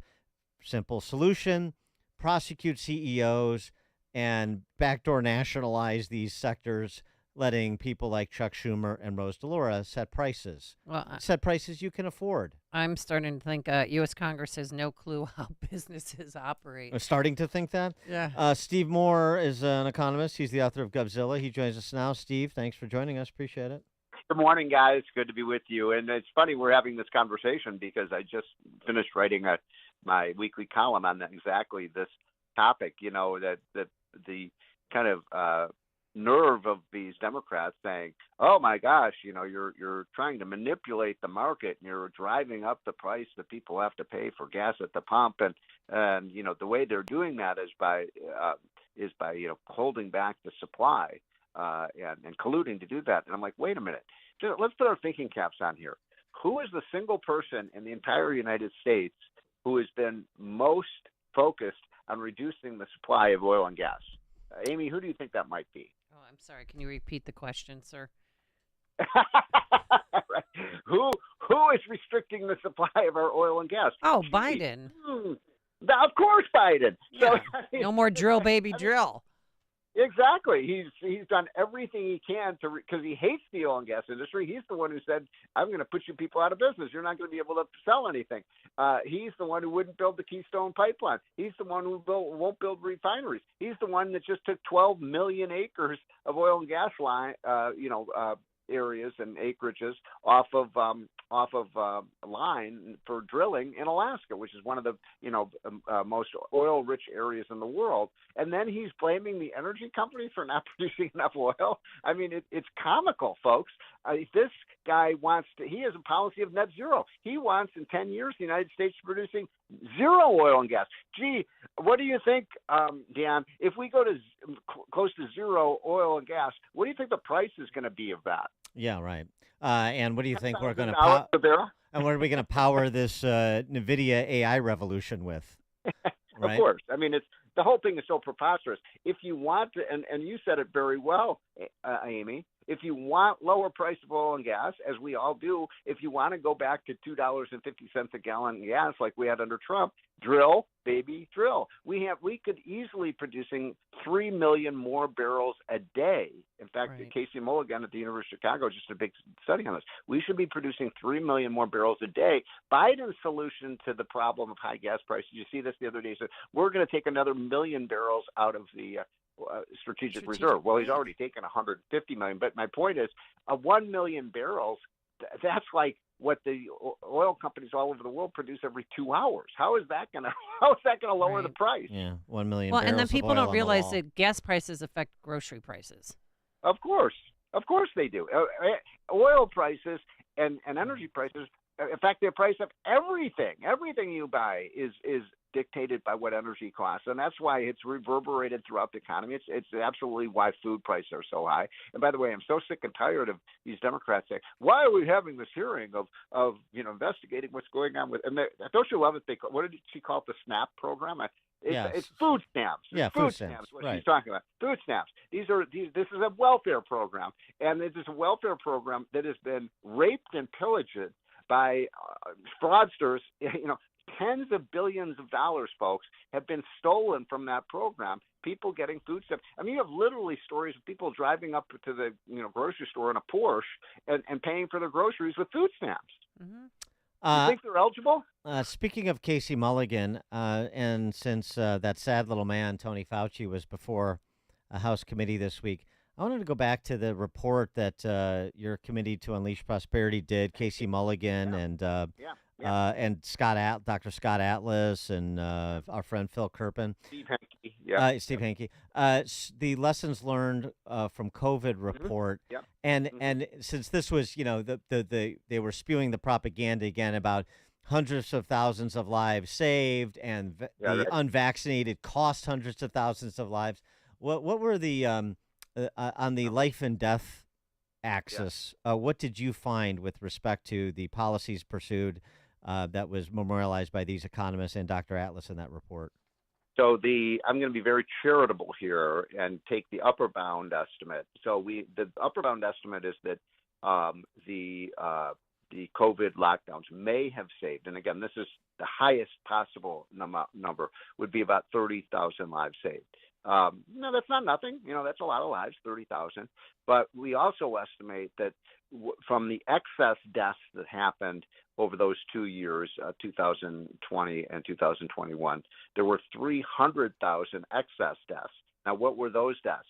Those were deaths of despair. Those were deaths of drug abuse, drug overdoses, alcoholism, the fact that hundreds of thousands of people died because they could not go to hospitals because the hospitals were shut down thanks to Anthony Fauci. So if you're in stage 3 cancer and you don't go to the hospital for 6 months, guess what? Now it's stage 4 or stage 5 cancer. You're going to die. So COVID lockdowns killed, Dan, probably 10 times more people than they saved.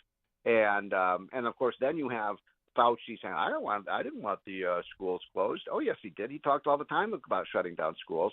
The loss of income to our children and our grandchildren who were of school age, in last year, in 2020, 21, probably trillions of dollars of lost income because they spent a year and a half not learning anything. You can't recover that. So I thought Fauci was outrageous.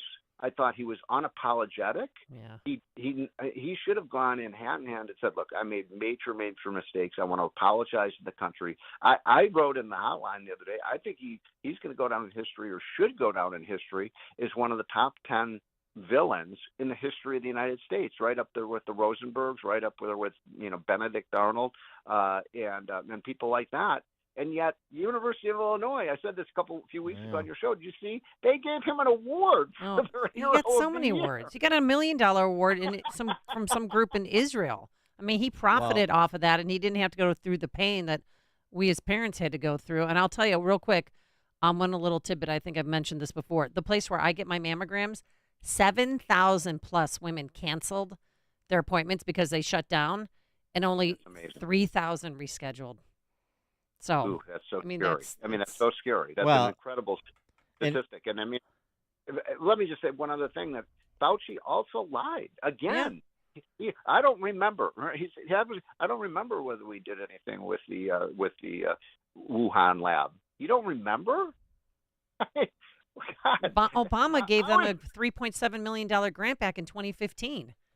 Exactly, and it's just ironic that Trump is convicted guilty, and this guy is acting like a national hero, and it is really important that people understand. I'm so glad you brought this up, Dan. It is so important. This guy is a fraud. He is a criminal, and he is a media hog. He loves the adulation. He loves it. By the way, I mean, just as an aside, I know you're a graduate of U of I, but that's exactly who they would give an award to. I mean, why wouldn't a totalitarian institution give awards to totalitarians? That nobody should be surprised by that. I guess they just don't have an understanding of what colleges are. When I was there, I was there from 1979 to 1983. It was a pretty, I wouldn't say conservative, but apolitical school. What the hell has happened in Champaign? Why have they allowed this to happen? It's the president's first have been horrible. There have been total left-wingers. They're totally into the climate change stuff. They're totally into the lockdown the economy. They shut down the University of Illinois during COVID. During COVID, you couldn't. A lot of our listeners, their kids go to school there. You couldn't even take your garbage out, Stephen Moore. Amazing. You had to leave your bags, and if you walked down, you had to wear a mask. If not, you'd get a $200 fine. It was insane. And then they forced vaccinations on people. But the good news is, Steve, your picture is still up at CAMS.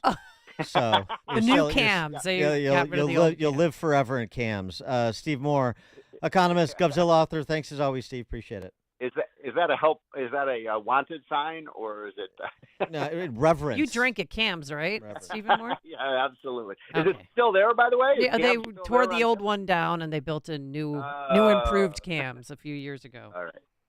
But your chief Alinowick has been retired because. All right, I say get rid of Fauci, bring back Alinowick. That's my line. Okay, good. Thanks, Stephen Moore, and he joined us on our turnkey.pro answer line. The more you listen, the more you'll know. This is Chicago's Morning Answer. Morning Answer on AM 560.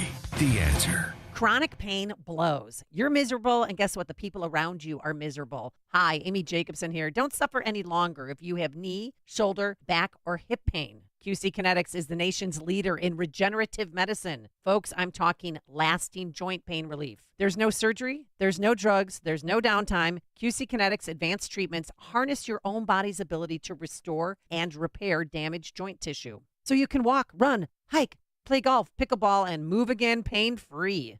QC Kinetics is under the leadership of former orthopedic surgeon Dr. Mitchell Shinecup, a pioneer in regenerative medicine. Their advanced protocols have enabled tens of thousands of patients to reclaim their mobility. Call QC Kinetics for a free consultation, now open Saturdays. The number is 312-809-5955. That's 312-809-5955. Again, 312-809-5955. Lock 'em up with Windy City Safes. A home is burglarized every 15 seconds in the United States. What are you doing to keep your most prized possessions safe? Windy City Safes is Chicagoland's only Liberty Safe dealer. When it comes to protecting your valuables, you want the best of the best. That's why Liberty Safes are proud to say that all Liberty Safes are made in the USA with a transferable lifetime warranty. With Liberty Safes, you're not just getting a safe, you're getting peace of mind. Discover the best of the best in safe manufacturing with Liberty, America's #1 #1 producer of heavy-duty home and gun safes. Well over 100 safes in stock for immediate pickup or delivery. Windy City Safes is proud to offer military and first responder discounts. Come visit our showroom in Niles or call 224-LOCKBOX. That's 224-LOCKBOX. Or online at WindyCitySafes.com. That's WindyCitySafes.com. Lock 'em up with Windy City Safes. Join me, Dennis Prager, on an unforgettable Bible cruise to the Caribbean, November 29th to December 8th, 2024. Imagine 9 days of basking in the sun, surrounded by the stunning beauty of a tropical paradise. Amid profound conversations, I'll share about the Bible and my insights into current events in a way that I believe you will really enjoy. Secure your spot on this once-in-a-lifetime adventure by calling 855-565-5519 or booking online at PragerBibleCruise.com. Hi, it's Scott Tucker, host of Retirement Dakota with Scott Tucker, heard on AM 560 on Sundays at 8 a.m. and again at 5 p.m. I want to offer you a free copy of my latest book, Escape Illinois, Should I Stay or Should I Go? To get your free copy of my latest book, Escape Illinois, Should I Stay or Should I Go? Just go to retirementdakota.com. That's retirementdakota.com. And please listen every Sunday at 8 a.m. and again at 5 p.m. on AM 560, The Answer. From breaking news and weather across the country to insight from the brightest minds in conservative opinion, it's Salem News Channel. Home to the biggest shows on TV, like Sebastian Gorka, weekdays at 3 p.m. Eastern, followed by Stacey Washington at 5. Join SNC, where facts are sacred, critical thinking is celebrated, and the pursuit of truth is unwavering. Watch Salem News Channel free now on Zumo Play. Learn more at snc.tv/Zumo.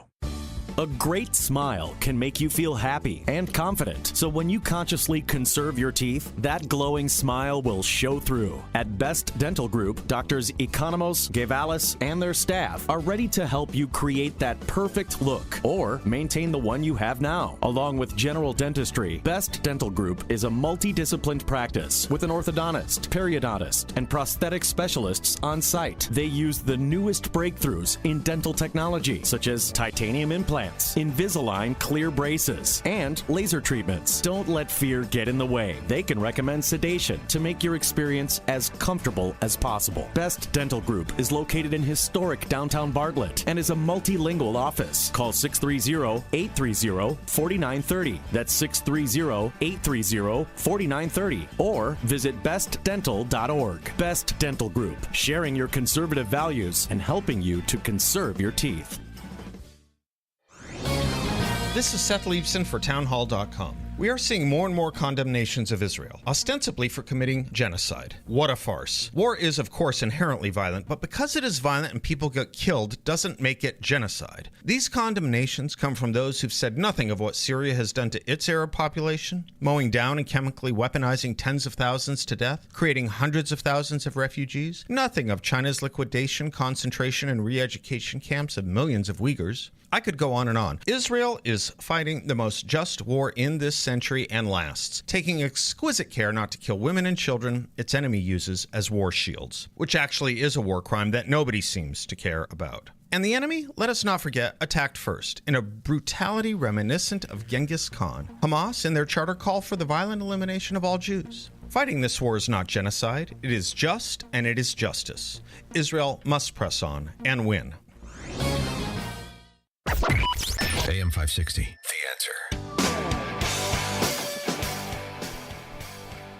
Coming up on Chicago's Morning Answer. The mayor of West Hollywood tells us what the best part of the Pride Parade is at 8:08. But now, let's head into the newsroom. Here's Mike Scott. Governor Pritzker to sign his fiscal year 2025 state budget today. Bears president continues a pitch for a lakefront stadium. WIND Chicago News Time, 8 o'clock. An ex-wife on the stand. I'm Chris Foster, Fox News. Kathleen Buell is expected to testify at Hunter Biden's federal gun trial in Delaware today after more testimony from an FBI agent. Prosecutors also played parts of Hunter Biden's audiobook where he talks about drugs. They played massive amounts of excerpts from it during the first day of questioning with FBI Special Agent Erica Jensen. They're using his words to establish that he was a crack user and an addict when he bought that gun back in 2018. Prosecutors also showed the page of that gun form asking if the gun buyer, Hunter Hunter in this case, was in use of illegal drugs. It's marked no. They show texts from Hunter the day after he brought the gun, saying he was waiting for a dealer named Mookie. The defense says the gun form essentially asks whether Hunter is currently a drug user. It doesn't ask whether if he's ever done drugs. Fox's Rich Edson in Wilmington. A triple-digit heat wave peaks today in the west. Today's weather headline is dangerous heat with record-breaking highs over California, the desert Southwest, and parts of South Texas. Temperatures will be in some cases 20 to 30 degrees above average and well over 100 degrees for some cities through Friday. Fox meteorologist Janice Dean. An American once convicted of murder is reconvicted of slander in Italy. Exonerated over the 2007 murder of a British student, Amanda Knox was trying to clear her name again. This time a charge of slander for wrongly pinning Meredith Kircher's death on an innocent bar owner. Knox was a 20-year-old exchange student in the city of Perugia at the time, now a 36-year-old mother of two.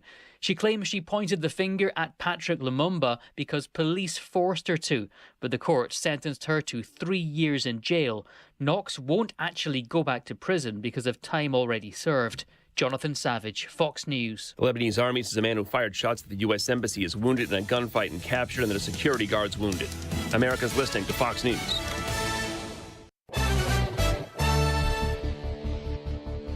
.70 degrees in Chicago.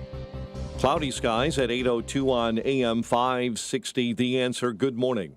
I'm Mike Scott. A 77-year-old man is dead after an explosion destroyed a home in Lake Zurich Tuesday night. It happened around 8:30. Lake Zurich Fire says they checked houses nearby for residents. Neighbors were accounted for, but the resident of the home that exploded, according to the Lake County Sheriff's Office, passed away.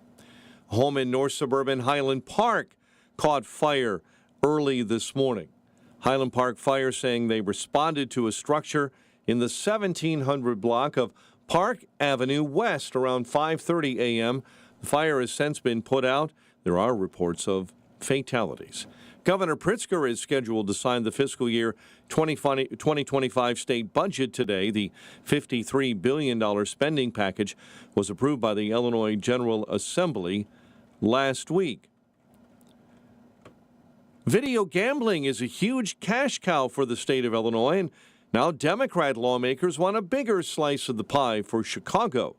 AM 560's Kevin Bessler has more. A late addition to the state budget would raise the tax on the industry to 35%. Chicago does not allow video gaming terminals, but State Representative Jeff Kiker says the city still sees the benefits. All of these VGT revenues that are being raised outside of the city of Chicago seem to be going and supporting significant projects in the 13th Ward, Chicago Public Schools. Springfield Mayor Misty Buscher says she recently met with the Illinois Licensed Beverage Association, who voiced concerns about more taxes on small businesses. With the minimum wage going up and then Paid Leave for All Workers Act, there's just been a lot of additional expenses on small business, so they were very concerned about their revenue. A measure to allow video gaming terminals in Chicago stalled in the Illinois General Assembly. I'm Kevin Bessler. Illinois Attorney General Kwame Raoul charging two DuPage County women and state workers over allegations they fraudulently received Paycheck Protection Program loans. Candace Brumfield and Arnita Rudd face a number of charges. The news, a service of Windy City Safes. What are you doing to keep your most prized possessions safe? Windy City Safes is Chicagoland's only Liberty Safe dealer. Call 224-LOCKBOX or online at windyscitysafes.com. 8:04, time for the AM 560 Business Beat, a service of Signature Bank. Visit signaturebank.bank for all your commercial banking needs. Now the latest from the Fox Business Network. I'm Elizabeth McDonald, and this is the Fox Business Report.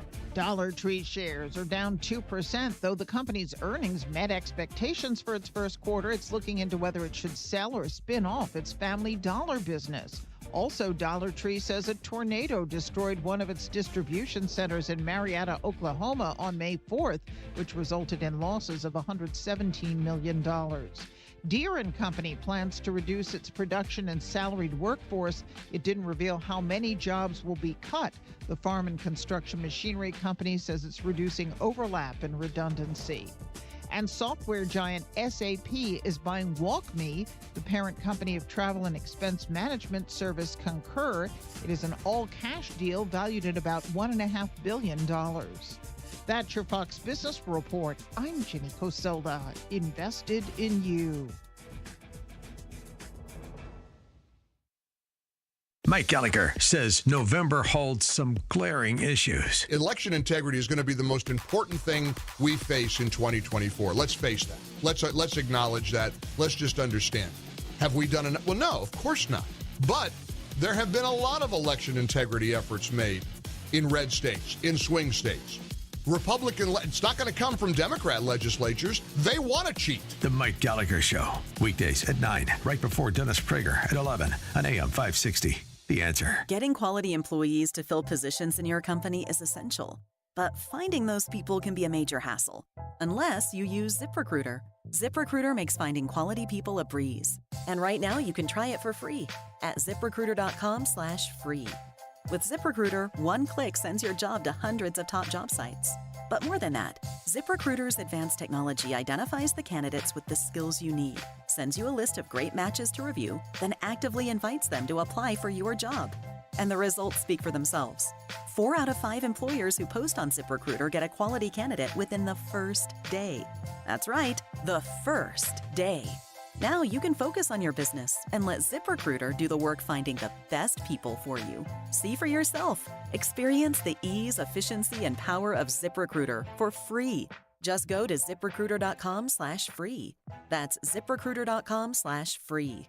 ZipRecruiter.com/free. If credit card debt is stressing you out and keeping you up at night, you need to call Team Hochberg about a fresh start debt consolidation loan. Meet Billy, 68, veteran, score of 658. Income from his 2 jobs, VA benefits, and Social Security totaled $112,000 a year, living in a $275,000 home in Crystal Lake. Billy accumulated $65,000 on his credit card, so he contacted Team Hochberg about a fresh start debt consolidation mortgage. Team Hochberg loan officer Cindy Piazza helped Billy eliminate his credit card debt and saved him over $2,100 a month. Let's review. Cindy helped Billy pay off $27,000 of credit card debt and saved him more than $25,000 a year. Seriously, what are you waiting for? Team Hochberg helped Billy and thousands of radio listeners, but we can't help if you don't call 855-563-2843 or visit 56david.com. That's 855-563-2843 or 56david.com. Lower.com, equal housing lender, NMLS 1124061.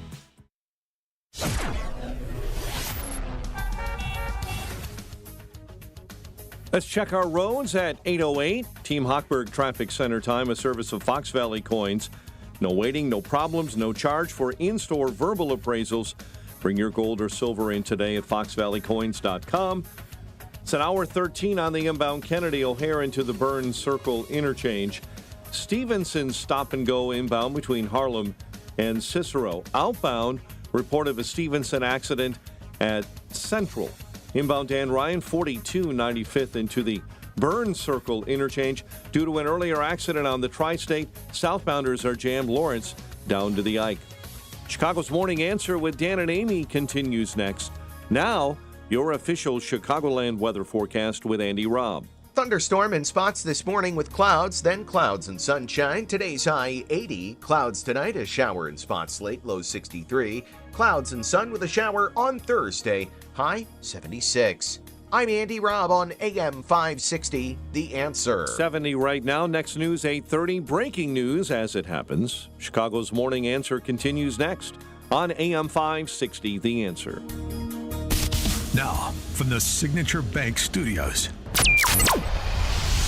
this is Chicago's Morning Answer with Dan Proft and Amy Jacobson on AM 560, The Answer.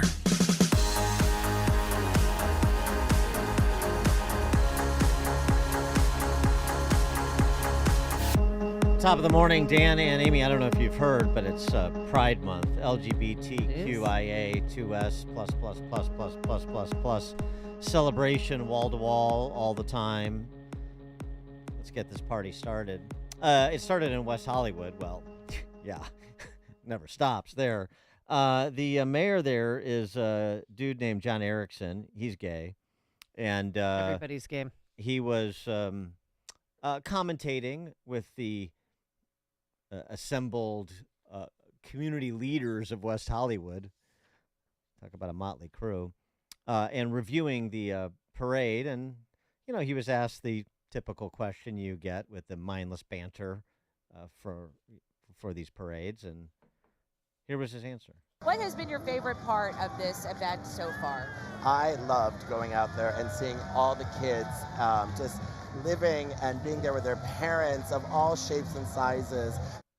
Yeah, I love the kids. I know he said with the parents and all shapes and sizes and all that. The kids? He sounds like a pedophile. But the kids, when you see what goes on at these parades, if you've never seen the images or been to, it's disgusting. The Pride Parade in Chicago.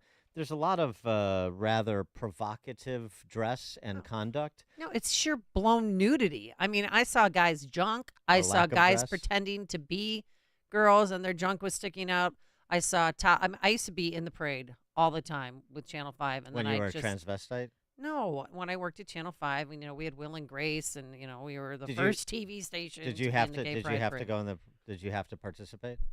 No, you had to do a certain amount of parades a year. And I chose that one, and why? South Side. It was right by my house, and back then I didn't care, and now I care because I couldn't believe over the years how it became more disgusting and just full-blown nudity. And my last straw was a transvestite who had her fake boobies out, shirt off, not even pasties on or whatever you call those things, humping a squad car. I'm sorry, it was more like an ATV. A cop was on an ATV.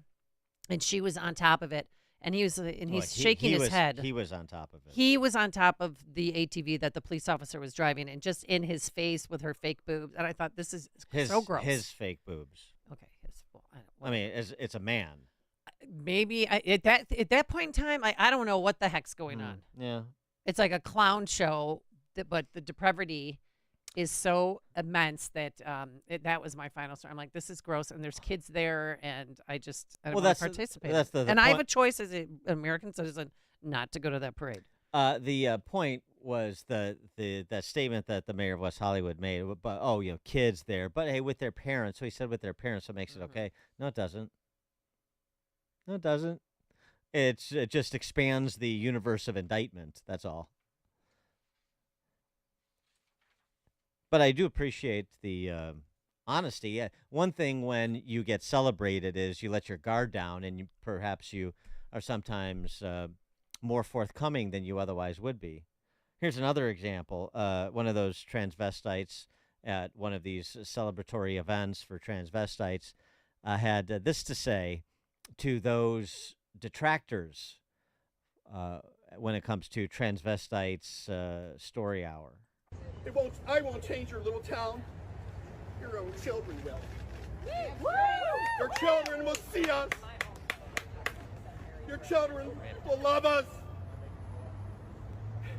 And your children will join us. Get a grip. I won't change your little town. Grow up. Your children will. That dude's not wrong. Well, here in Skokie, Illinois, on Saturday, drag queen reading hour between 1 and 2 p.m. A male drag queen, 43-year-old black man, who goes by Coco Chanel, is going to be performing for 3 to 6-year-olds. Skokie's using taxpayer funds on child exploitation on this Coco Chanel, who, by the way, performed at Maine West High School earlier in the month. Yeah, so what? I mean, said that, no, this is one. Call in if you're surprised. One of his internet bio reads, "Oh, she's class, she's sass, a touch of crass with a whole lot of ass." Wonderful. It sounds like center cut for 3-year-olds to me. I mean, call in if you're surprised. 312-642-5600, turnkey.pro answer line. I only want to hear from the surprised. Skokie, Downers Grove. Spin the wheel, pick a town, pick a library, any town, any library, any high school, any college campus, any community center, any senior center. I don't know if Legion Halls and VFWs have joined the party, but I wouldn't be surprised if people rent them out and have the party there. But why have any respect for military veterans while they're at it? Well, I'm sure we'll hear from the woke military today. Well, you have trans people in positions of leadership in the military. We've seen it. I notice we're not getting any callers. Right. Yeah. Let's say the number one more time. 312-642-5600. That's not the problem. I know. Yeah. Yeah. So, I mean, it's just the question is what, if anything, we're going to do about it. Miss Rachel is apparently some like super popular YouTuber who does content for kids. Yeah. I don't know. I've just become aware of her because of what she said about Pride Month, and she basically did the whole I'm on the side of love, and love is love, and this is a place of love, and so on and so forth. Yeah. And she's embracing her space as welcoming to all, because these are good people who are just interested in promoting welcomingness, inclusivity, and love.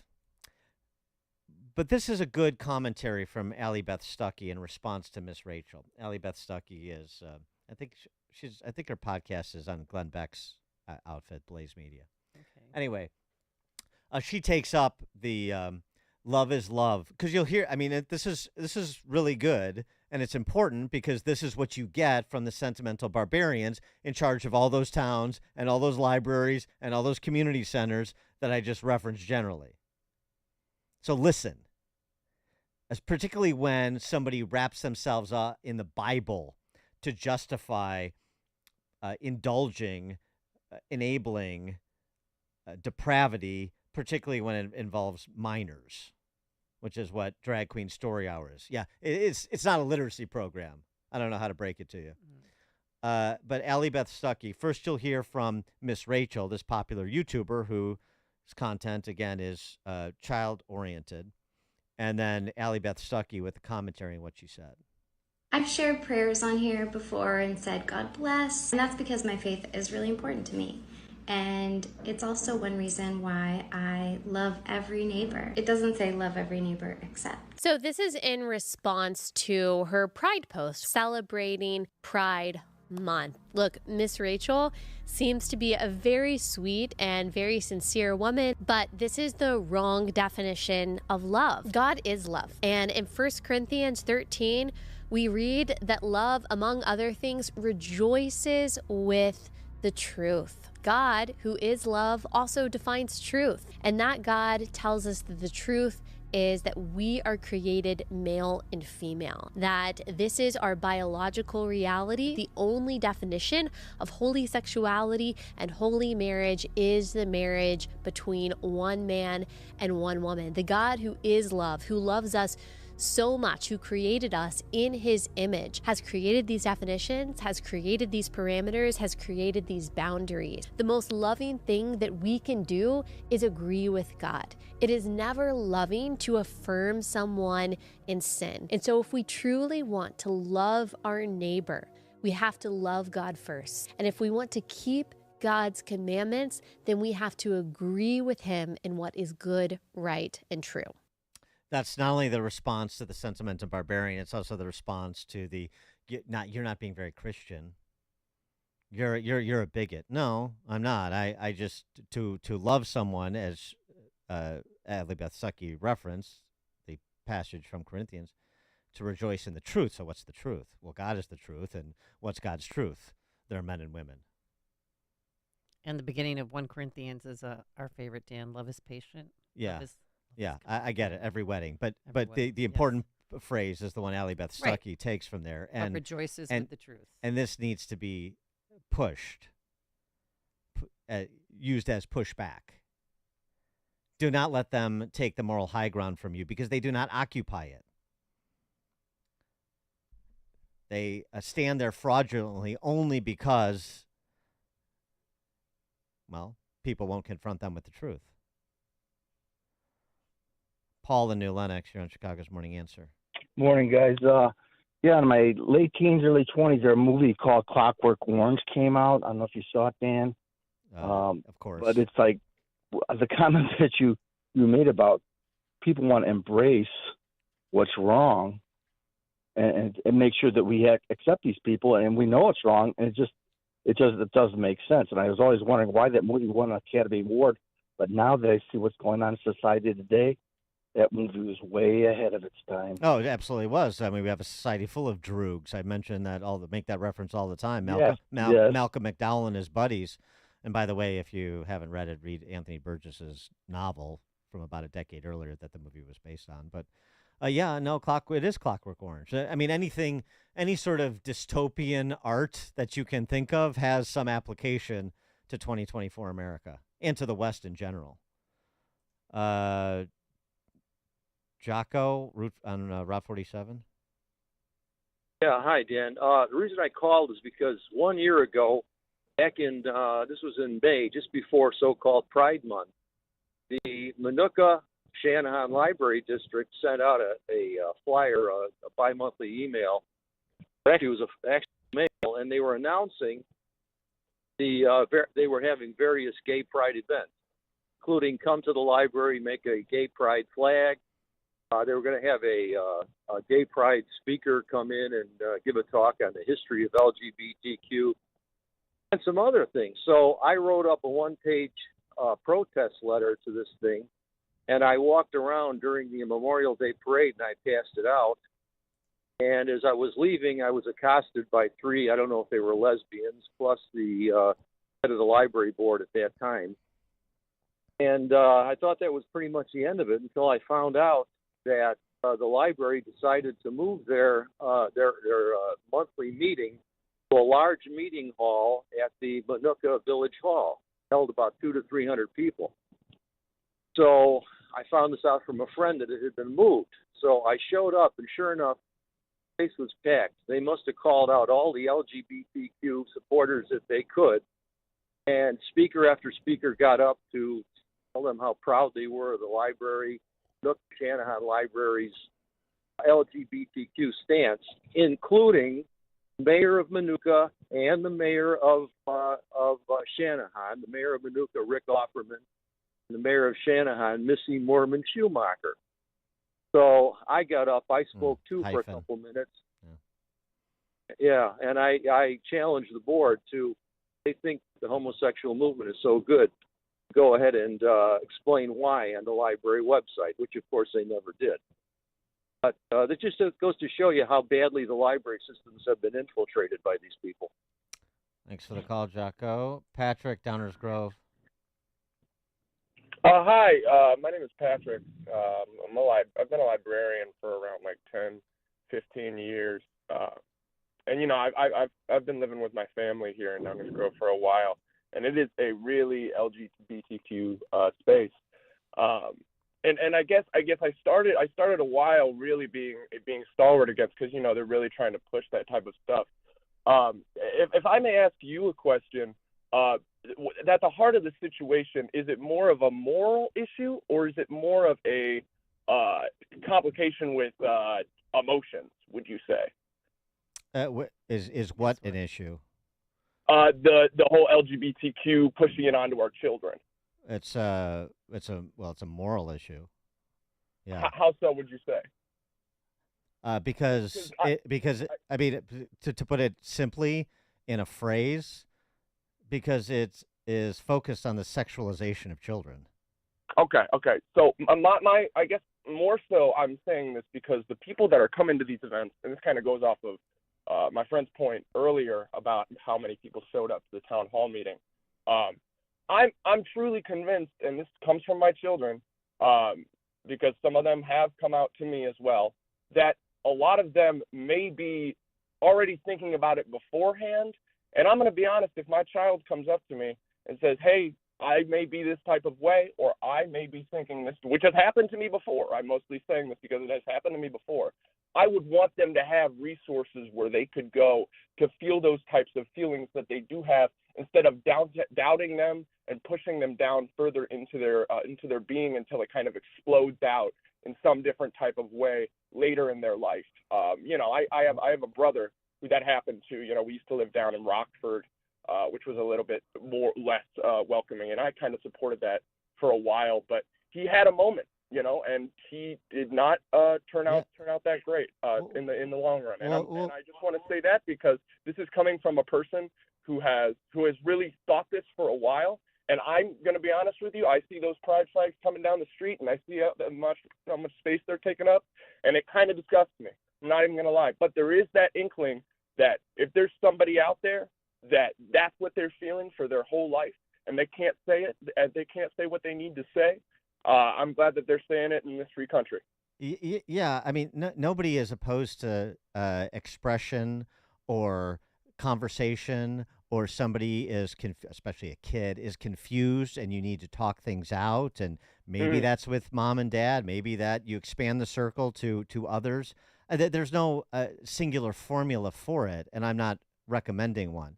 What I am opposed to, though, is this idea that who you have beyond the sexualization of kids, which is fundamental here, but this idea that everyone, it becomes I mentioned this the other day. You're celebrating one dimension of somebody. Like who you have sex with is an accomplishment. It is overcoming something. It is the source of benefits and status, and what you celebrate, you get more of. So in terms of people having kids, particularly having a moment of confusion or a moment, and they don't know, and I'm thinking I may be, and so on and so forth. Sure, a lot of kids do that, but the point is, what a society celebrates, it begets, and the evidence is overwhelming about an aspect of all of this LGBTQIA business being a social contagion. There's just that you just cannot otherwise explain the exponential growth in the number of young people identifying across this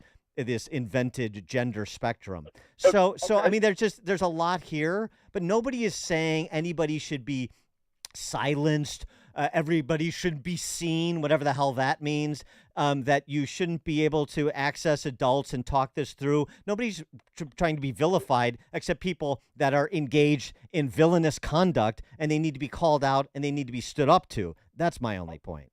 Okay. I guess I'm not saying that either, but I think the rhetoric does that. I think the rhetoric around, there's more people at these meetings or what have you, because, they're trying to indoctrinate our children. And the celebration of sex, I'm not really sure I agree with that, especially if you do feel this one type of way sexually towards one specific type of person.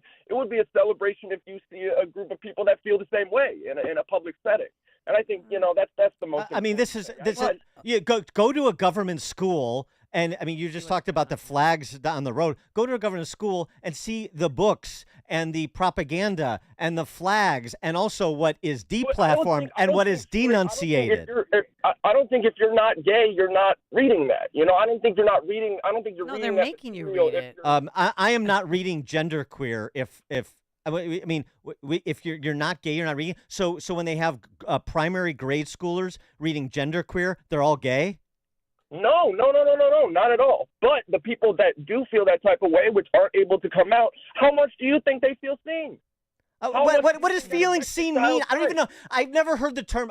When I grew up, and I know I'm, a fossil now, but I mean, this feeling seen business is another invention of the last decade. Feeling seen. What does that mean? You want to feel seen? You want to feel seen? You want to feel seen? Community. You want to feel seen? You don't have. You want to feel these sexual feelings towards somebody, and you don't feel that type of way. You wouldn't know what it is. Well, so wait, what do you mean? Nobody. This is like a fictional gulag that these I really don't think it is. It absolutely is. You cannot. No, because you've been seen your whole life. You've come up from a privileged place. Oh, give me this privileged scene bull jive. Come on, Patrick. This privileged scene bull jive. I'm so sick of it. Let me ask you. Let me ask you a question. Can I ask you a question? Yeah, go ahead. Okay. Well, my question is that where did you grow up? I grew up in Wheaton. In a very you grew up in Wheaton. I would say Wheaton, along with Downers Grove, which is also a place that I live. Right. I would say Wheaton is a little bit different than the South Side of Chicago. Correct. It is for some people. It's not for others. I mean, you come out of the South Side of Chicago. I would say. Can I answer the question if you're going to ask it for me? If you're going to ask me a question, can I answer it? I'm still asking it. I would say financially, Because financially, that's one aspect. There's a lot of people, there's a lot of rich kids that don't feel seen too. They're overwhelmed by the pressure. They're overwhelmed by the success of their peers. I don't feel seen. The incidence of suicide among rich kids. They were able to see others, correct? They would be able to get more perspective if they were able to go to the south side of Chicago and see those people. That's the point. The point is that if we're giving these other people opportunities who haven't really gotten it in the past, correct? Like when I was in the 90s, we were all talking about AIDS. We were all talking about how bad it was to be gay. And my brother was there sitting right in the desk being like, I'm not a person, correct? And that's where I'm coming from. That's where I'm coming from in the point of being seen is so important to these people who really haven't been. And I only say that where you grew up and where your identity is because, of course, you've been seen. Of course, you were able to make the football team. Of course, you were able to do all this other stuff. And I'm not saying that specifically, but what I am saying is that it's so important for these people, and you have no idea how to do it, and it shows by your rhetoric. It shows by the things you're saying. I'm only saying, and I'm not trying to denounce anybody when I say this, but what I am trying to do is do a change of thought. There's an important thing about it, a change of thought, especially on this radio show. That's all I'll say. Well, do we have to celebrate one's sexuality? Yes, you should. Oh, well, really? No. You should be able to celebrate people's sexuality for the people, not for the people that it will indoctrinate, quote unquote. Thanks for the call, Patrick. Well, I'd love to talk about it more, but we have news to get to, and we have a guest to get to at 8:38 to talk about another matter, lawsuit filed by Liberty Justice Center against this scanning of license plates in Illinois, something you may want to take judicial notice of. We'll talk about that at 8:38. And what's going on with Ciudad Juarez. But now let's head into the newsroom. Here is Mike Scott. 70 degrees. We've had light rain showers through the morning, and primaries took place across 5 states on Tuesday. Voters heading to the polls in Iowa, Montana, New Jersey, New Mexico, and South Dakota, and no surprises. Hunter Biden's federal firearms case in Delaware officially underway. Hunter Biden is charged with 3 counts related to allegedly purchasing and possessing a gun while using narcotics. A gunman is in custody after opening fire on the U.S. Embassy in Lebanon early this morning. Lebanese army says the suspect is Syrian. The attack lasted for about 30 minutes. Attorney General Merrick Garland says a surge of illegal immigration that includes many on a terror watch list is a major priority for him. I am worried about the possibility of a terrorist attack in the country after October 7th. The threat level for us has gone up enormously every morning. He told a congressional hearing that the FBI is closely tracking migrants whose names pop up on the FBI's terror screening list. U.S. veterans who stormed the beaches of Normandy are in France for the 80th anniversary of D-Day. Fox's Jonathan Savage is in Paris. For President Biden, the next few days will be a blend of poignancy, pageantry and diplomacy. He'll join veterans to remember the Normandy landings when tens of thousands of Allied soldiers arrived in France to liberate Western Europe from the Nazis. Some veterans, aged over 100, flew in from the United States themselves over the past few days. President Biden will also make a keynote speech touching on international alliances and take part in a state visit with President Emmanuel Macron. Fox's Jonathan Savage, a 77-year-old man, has died after an explosion destroyed a home in Lake Zurich Tuesday night. The Lake Zurich Fire Department saying all of the neighbors were accounted for, but one resident of that home died. A home in North Suburban Highland Park caught fire this morning. City of Highland Park saying firefighters responded to a structure fire in the 1700 block of Park Avenue West. Fire has since been put out. There are reports of fatalities. Governor J.B. Pritzker is scheduled to sign the Illinois fiscal year 2025 state budget plan today, a $53 billion spending plan. And someone in Illinois is the lucky winner of last night's Mega Millions drawing, a $560 million jackpot. That winning ticket was purchased online through the Illinois Lottery. Cubs over the White Sox 7-6 at Wrigley. Ian Happ drove in a pair. Hector Neris slammed the door. 2-game set wraps up later tonight. The news, a service of the Del Bacchio Marchetti Group of ad properties, Christie's International Real Estate, experts in the northwest suburbs and Chicago. with over $800 million in sales. 708-828-0000. And a check of traffic and weather on the way next on AM 560. Dennis Prager just seeks truth. The UN has acknowledged that the numbers of women and children killed in Gaza are about half of what has been reported. There will not be one less demonstrator against this gigantic libel of Israeli genocide as a result of this. The Dennis Prager Show. Weekdays at 11, right before Charlie Kirk at 1 on AM 560. The Answer.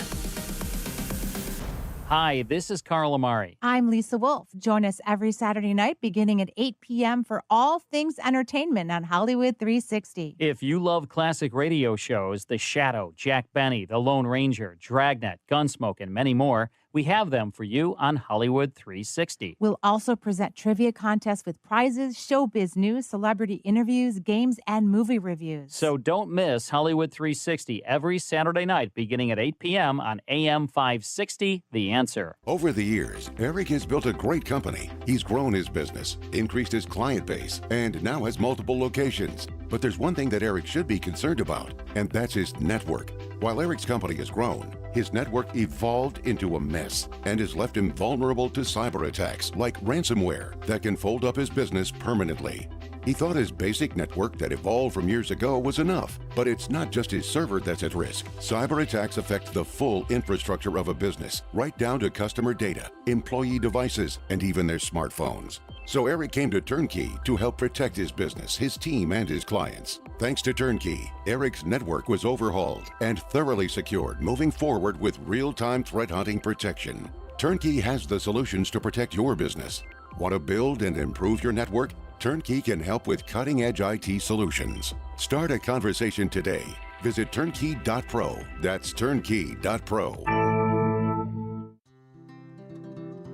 Balance of Nature's fruits and veggies supplements, changing the world one life at a time. I am 87 years old, and I am an RN, and my PhD work is in anatomy and physiology. I watched your advertisement on TV, and I thought I'll try it for just a month to see if it makes any difference. I have stayed on it. Just think it is a marvelous product. Make a splash into summer with Balance of Nature supplements. Call 1-800-246-8751 or go to balanceofnature.com and sign up as a new preferred customer to get 35% off your first order, plus a free fiber and spice supplement while supplies last, with free shipping and our money-back guarantee. That's 1-800-246-8751. Hurry, this offer ends soon. Go to balanceofnature.com or call 1-800-246-8751 and get this limited time offer by using discount code CHICAGO. This hourly segment is brought to you by the Alpha Wealth Group, bringing the trilogy of estate, tax, and investment planning together. Visit alphawealthgroup.com for a free report. 8:38, let's check the roads. Team Hochberg Traffic Center time. And this update is a service of Audible. Get immersed in new worlds and ideas with Audible. It's all in one easy app. There's more to imagine when you listen. Sign up for a free trial at audible.com. The Kennedy at an hour 20, O'Hare into the Burns Circle interchange this morning. Stevenson, solid, especially inbound between the Chinatown feeder and DuSable Lakeshore Drive. Lakeshore Drive itself in the roadwork zone, jammed solid, northbound between Oakwood and 18th. Jane Addams, very slow traffic on the ramp to southbound Route 53 this morning. Veterans stop and go northbound on I-355 between the Des Plaines River Valley Bridge and the Reagan I-88. Chicago's Morning Answer with Dan and Amy continues next. AM 560 Weather Center forecast. Thunderstorms and rain clearing out through the morning, leaving us with some sunshine through the midday, high near 80, then clouding up again overnight with a shower in spots and a low of 63. 70 right now. Next news at 9. Chicago's Morning Answer continues next on AM 560 The Answer. Now, from the Signature Bank Studios.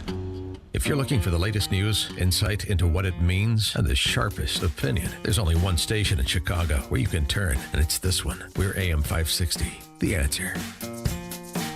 Top of the morning, Dan and Amy. Remember when former Director of National Intelligence, Jim Clap on, Clap off, Jim Clapper, when he lied to the American people about the NSA's metadata collection program, that essentially it was dragnet surveillance and there were millions of bytes of data, well, more than that, metadata.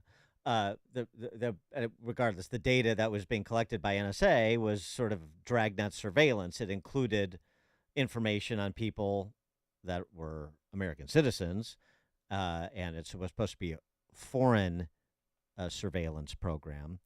So that's number one problem. And then even to the extent that you would say, well, if they're American citizens who were collaborating, well, they were American citizens who were innocent of any wrongdoing. And so we have constitutional protections against such warrantless surveillance. Well, apparently we have something like this in Illinois, too, that needs a bit of a look-see.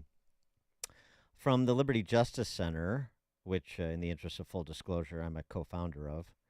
In 2019, the state of Illinois enacted legislation funding the installation of hundreds of highway cameras, known as automated license plate readers, across Chicago's expressways. These automated license plate readers capture an image of every vehicle that drives past and compares each vehicle's license plate and other identifying features to a national database used by law enforcement agencies across the country. The images, as well as their date, time, and GPS coordinates, are collected and stored for future use. So it can compare, I'm sure you've seen this in movies, right? You can compare, get all the surveillance cameras talking to one another, and you can zero in on the vehicle that you're looking for, right, and the time and place and location and date that it was, wherever it was. Well, that's a nice tool for law enforcement, but it's not one that should be completely unencumbered for the same reasons that the National Security Agency should not be unencumbered from our constitutional rights. So the Liberty Justice Center is suing the Illinois State Police on behalf of multiple Cook County residents who argue that this surveillance oversteps police authority. It's a tool, but it's a tool that has to be restrained by individuals or individual constitutional rights. And to make that argument about why this is violative of said rights, we're pleased to be joined by Riley Stevens, who is an attorney at the Liberty Justice Center. Riley, thanks for joining us. Appreciate it. Happy to be here.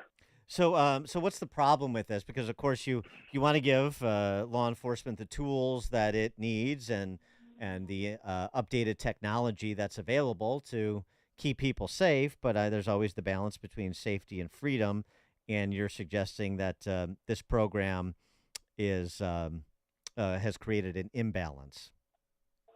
Yeah, no, well, I think you just described the situation well, and I think you're right to say this kind of balance between privacy and security or safety, these trade-offs are something that reasonable people can disagree about. We think in this case, Illinois State Police has gone over the line because essentially what they're doing is they are hoovering up everywhere you drive, right? Anyone of your listeners who are driving to work in Cook County this morning, you're on the cameras. In fact, as I was waiting to come on, you guys had the traffic report, and I couldn't help but chuckle because all of the expressways named in the traffic report are the ones we point out in the complaint are covered in these cameras, actually. And so I think we think that oversteps the bounds to track everyone everywhere they drive, and only later decide who you think you might suspect of something, right? To track every citizen, regardless of suspicion, we think creates the kind of dragnet surveillance state that we don't want to live in, right? And I think, yes, these things have a legitimate use in some scope, perhaps, or more legitimate uses or less troubling uses, right? If you're trying to find the fleeing shooter in the moment, or you're trying to find the kidnapped kid in the moment, that's a little bit different than tracking every innocent citizen just in case one day you decide you don't like them. Well, right. Okay. Is that the big rub? Is that you're inventorying all this data? So and anybody who has access to this data can have access to essentially people's public movements, and that's that's a unconstitutional privacy violation. I mean, that's really what we say in our lawsuit. We think it's an unconstitutional privacy violation. We think that this stuff is the aggregate of all these movements can be really troubling. I mean, you mentioned earlier as we were coming in some of this, the NSA sort of things, and that's the same situation where any given data point might not tell people very much, but once you aggregate together that they drove in the direction of the medical clinic and drove home from the medical clinic, and you also have their cell phone that they called the medical clinic or got a call from there, all of a sudden you're adding up, exactly what private medical information this person has, right? And Illinois, in its wisdom, realizes this in one context, which is they realize that they've now passed a special carve-out where the one thing they can't use the data for, actually the two things, are abortion and illegal immigration, are the two things that they specifically will not cooperate with red states right. On those issues. Those privacy concerns, which you can understand, the woman driving in from Indiana looking for an abortion is going to get picked up on these cameras. And that privacy concern they care about, right. but none of the others they care about abortion. So they care about the privacy concern for an illegal immigrant, but not for an American citizen. Well, it's not just an illegal immigrant or an American citizen. It's anyone, illegal, legal, resident, non-resident. Anyone who drives a car is getting picked up here, right? No, I understand that, but I'm saying in terms of then this highlights one of the many problems with this, as then it becomes political, and then we say, well, as you said, carve out. So we're going to we're a sanctuary state, we're a sanctuary city. We're not going to cooperate with ICE, so we're not going to turn over this data to you because we're concerned about the privacy rights of non-citizens. But when it comes to citizens, well, we don't care about their constitutional rights. No, exactly. I mean, I think as in the First Amendment realm, right? You don't really need First Amendment protections for popular ideas, right? But it's the things that people decide they don't like about you that then you all of a sudden they're going to use that against you. And the same thing here. When you're tracking all this personal data, it's perfectly fine when you have nothing to hide, you say, but then someone decides they don't like you, and all of a sudden they start digging in, and all of a sudden all sorts of personal things that no one would ever think to spread about you or to try and investigate about you all of a sudden become targets of interest, and now they have the database of everywhere you've been just to double check once they realize that you should be suspected of something. Well, I do recall Janulius and Governor Pritzker having a press conference saying women who drive in from Iowa to Indiana, these cameras are not going to be used to make sure that you get punished for driving to Illinois to get an abortion. Correct. Yeah, that was the same bill that they passed right. just a few months ago. Okay. It was abortion and it was immigration enforcement. Okay, so let me tell you. So a year ago, we had a car stolen from our family, and they used this system. And police called me back and said, no one in Cook County or Illinois has seen this plate. So they used that system, plugged in the plate number, and said, and eventually we found it dumped in Chicago. It never left Chicago. But how can it be used in a sinister manner? Are there any actual cases of that? I mean, the ways in which I think it, like we said, it's all a matter of, how much do you trust the Illinois State Police, I suppose, and obviously in many cases when they're investigating actual crimes, we might not mind the particular crime, the use of the particular crime we're investigating, right? But we think that the fact that you as an innocent citizen are being tracked constantly, whether they like you or not, right? And all of us now are subject to basically constant surveillance and then this constant panopticon. That's where it starts getting creepy, and the fact that we don't really have any oversight on Illinois State Police and how they use it, right? They don't have to go to a judge. They don't have to get a warrant. They don't have any kind of, committee or review board, right? What they have is they have a rule that says you can only look at this data for a legitimate law enforcement purpose. And what is a legitimate law enforcement purpose? Well, they decide what it is. Yeah, that's right. That's true. And That's they're not, the rub. And, I mean, right, and they're not. And look, they're not supposed to use it. The state trooper's not supposed to go in and look up his ex-girlfriend and see where she's going. But he could. there's no judge you have to go to ask permission to look. Yeah, and it's and by the way, with all deference to law enforcement, it's not like the Illinois State Police has not been, a repository of instances of corruption, just like every other state agency in Illinois. But here's the thing. I mean, the example you gave, finding your stolen car. Well, you're authorizing the look-see for your stolen car. Right. That's completely different. With this dragnet surveillance, which is a good way to describe it. The point here is, if you want to zero in on somebody, then go get a judge to give you a warrant.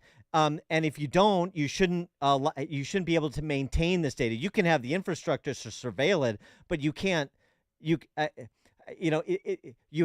to. And if you can't get the all of the information you would otherwise get if you were retaining it in perpetuity, well, that's the balance you strike when you to make law enforcement have to be more surgical with respect to their surveillance, their preemptory surveillance of people. I mean, that seems to me the solution, right? Yeah, well, I think you're right, and I think as we say, with striking the balance, we could solve a whole lot of crimes if we just put a camera in every single room of your house. Yeah, right. We could solve a lot of domestic violence. We could solve a lot of drug use, a lot of other really nasty stuff. We could catch people. I think we all understand that we don't want the government into our lives that intimately, and so reasonable people can decide where the line should be drawn. But we have to, in a free society, you have to have some scope of your life that is not under constant watch by the government, I think, in order to function. Yeah, no, exactly. No, that's exactly right. Has there been other litigation on these automated license plate readers? There are a few cases around the country, not much. I mean, most of the cases, if you go look at them, are criminal cases. What happens is, the Massachusetts Supreme Court, for instance, had a case, and they had the guy driving, I think it was Martha's Vineyard or Nantucket or one of these places. He was driving over the bridge and back, and that's how they ID'd him. But the Supreme Court said, well, we only have the one camera here in the record of the case, so we don't really know if there's all these other cameras. And that could be troubling, but all we know here is this got specific to this guy. And so what we said was, well, okay, let's try this as a civil case where we can try and get in the full scope of the dragnet, as it were. And so that's our attempt at innovation here, essentially, is to build the kind of record that these criminal cases generally have not been able to build. And so the relief you seek is in joining the implementation of these automatic license plate readers until and unless the General Assembly crafts some legislation that strikes a balance that isn't currently being struck, that has the oversight that currently is not present? Yeah, no, I think essentially what we're saying is you have to, if you're going to have anything like this, it has to be subject to Fourth Amendment standards. It has to be subject to warrants and judges and these kinds of protections and restrictions. And I think there's a few permutations of exactly what processes you could have there, but ultimately it's not just trusting the honor and respectability of the Illinois State Police. He is Riley Stevens. He's a lawyer at Liberty Justice Center. The case is Scholl, Scholl, Scholl versus Illinois State Police. Get more information at libertyjusticecenter.org. That's libertyjusticecenter.org. Riley Stevens, thanks for joining us. Appreciate it. Happy to be here. Thank you so much. And he joined us on our turnkey.pro answer line. It's like a hot, steaming cup of information to start your day. It's Chicago's Morning Answer on AM 560. The Answer. Hi, this is Randy Donnelly from Donnelly Auctions in Union, Illinois, with my current want list for upcoming auctions. Guns and military items are always at the top of my list, but I have buyers for vintage automobiles and motorcycles, old gas pumps and automotive signs. Do you have pinball machines and coin-operated games like slot machines, jukeboxes? How about Coke machines and soda machines? Also, neon signs, antique phonographs and music boxes, old toys, especially science fiction and Star Wars, cowboy and Native American collections like barbershop, ice cream parlor, and saloon items. We'll take one item or an entire collection. We sell it all. Call me before you sell your items outright because you could be leaving a fortune on the table. And you won't know until you call me at 815-923-7000 or send me an email at DonleyAuctions.com. My job is to get you top dollar for your collections, so call me at 815-923-7000. I'm Randy Donley, and I'll see you at the auction. When the storms hit Chicagoland this spring and your home or business has water damage, ProTech Restoration is ready 24/7. The certified team at ProTech Restoration will be there quickly and work directly with your insurance. But even in between the storms, if you come across water in your basement, bathroom, or kitchen due to leaking pipes, an appliance breakdown, or sump pump failure, know that ProTech Restoration has seen it all and knows what to do. They are a leading Chicagoland emergency water damage cleanup, repair, and restoration company, offering 24-hour rapid response. They'll clean up, extract, repair, even do a total build back. Search online for ProTech Restoration in Elk Grove Village and check out their Google reviews. To get your free on-site evaluation and estimate, visit ProTechWaterDamage.com. That's Pro-T-E-C-H, waterdamage.com. Servicing the entire Chicagoland. ProTech Restoration. Experience, transparency, trust. ProTechWaterDamage.com. With over 3 decades of serving up streetwise insight and local perspective on Page 2, the voice of John Cass has a home at johncassnews.com. I'm John Cass, and for too long, so-called progressives have been ruining our world. They've been stepping on us. They've twisted everything from the schools to the media in the hopes of crushing our liberty. Traditional media, mainstream media, like the paper, and anything else you see on TV, well, they're in on it. And that's why you need to join me at johncassnews.com for your daily cup of Midwestern common sense. Don't be a chump alone. Join me on the new frontier of independent journalism at johncassnews.com, where freedom and liberty still mean something. They mean everything. Go to johncassnews.com to subscribe for daily access to podcasts and columns from John Cass and others. That's johncassnews.com. Click on subscribe. Gold demand is hitting record highs, but supply may not keep up. I'm Dr. Ron Paul, and I believe physical gold is the only way to truly protect your retirement savings from a chaotic world. To learn how to diversify your IRA or 401k into physical precious metals, text the word SHELTER to 989898 for a free info kit on gold IRAs from Birch Gold Group. That's SHELTER to 989898. Message and data rates may apply. Augustino's Rock and Roll Deli, a family-owned restaurant, a Chicago family favorite for over 40 years. Why?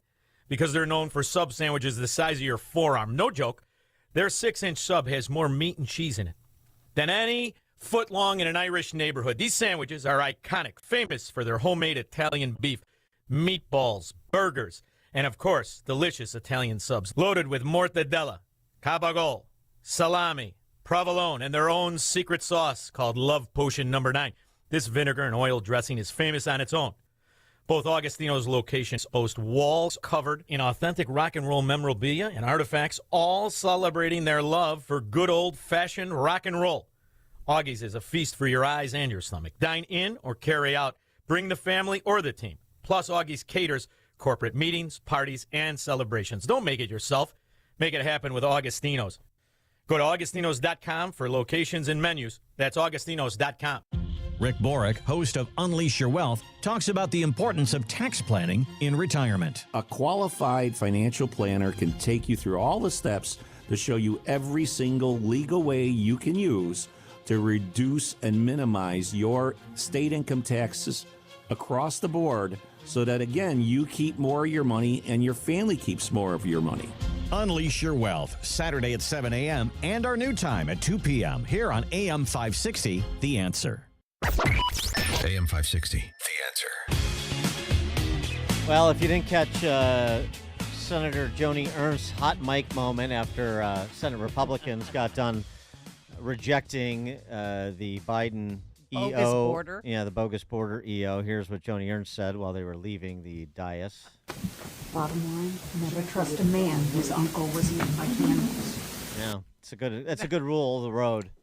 Never trust a man who says their uncle was eaten by cannibals. No, not who says, whose uncle was eaten by cannibals. Because if If he says his uncle was eating my candle, it was. He was.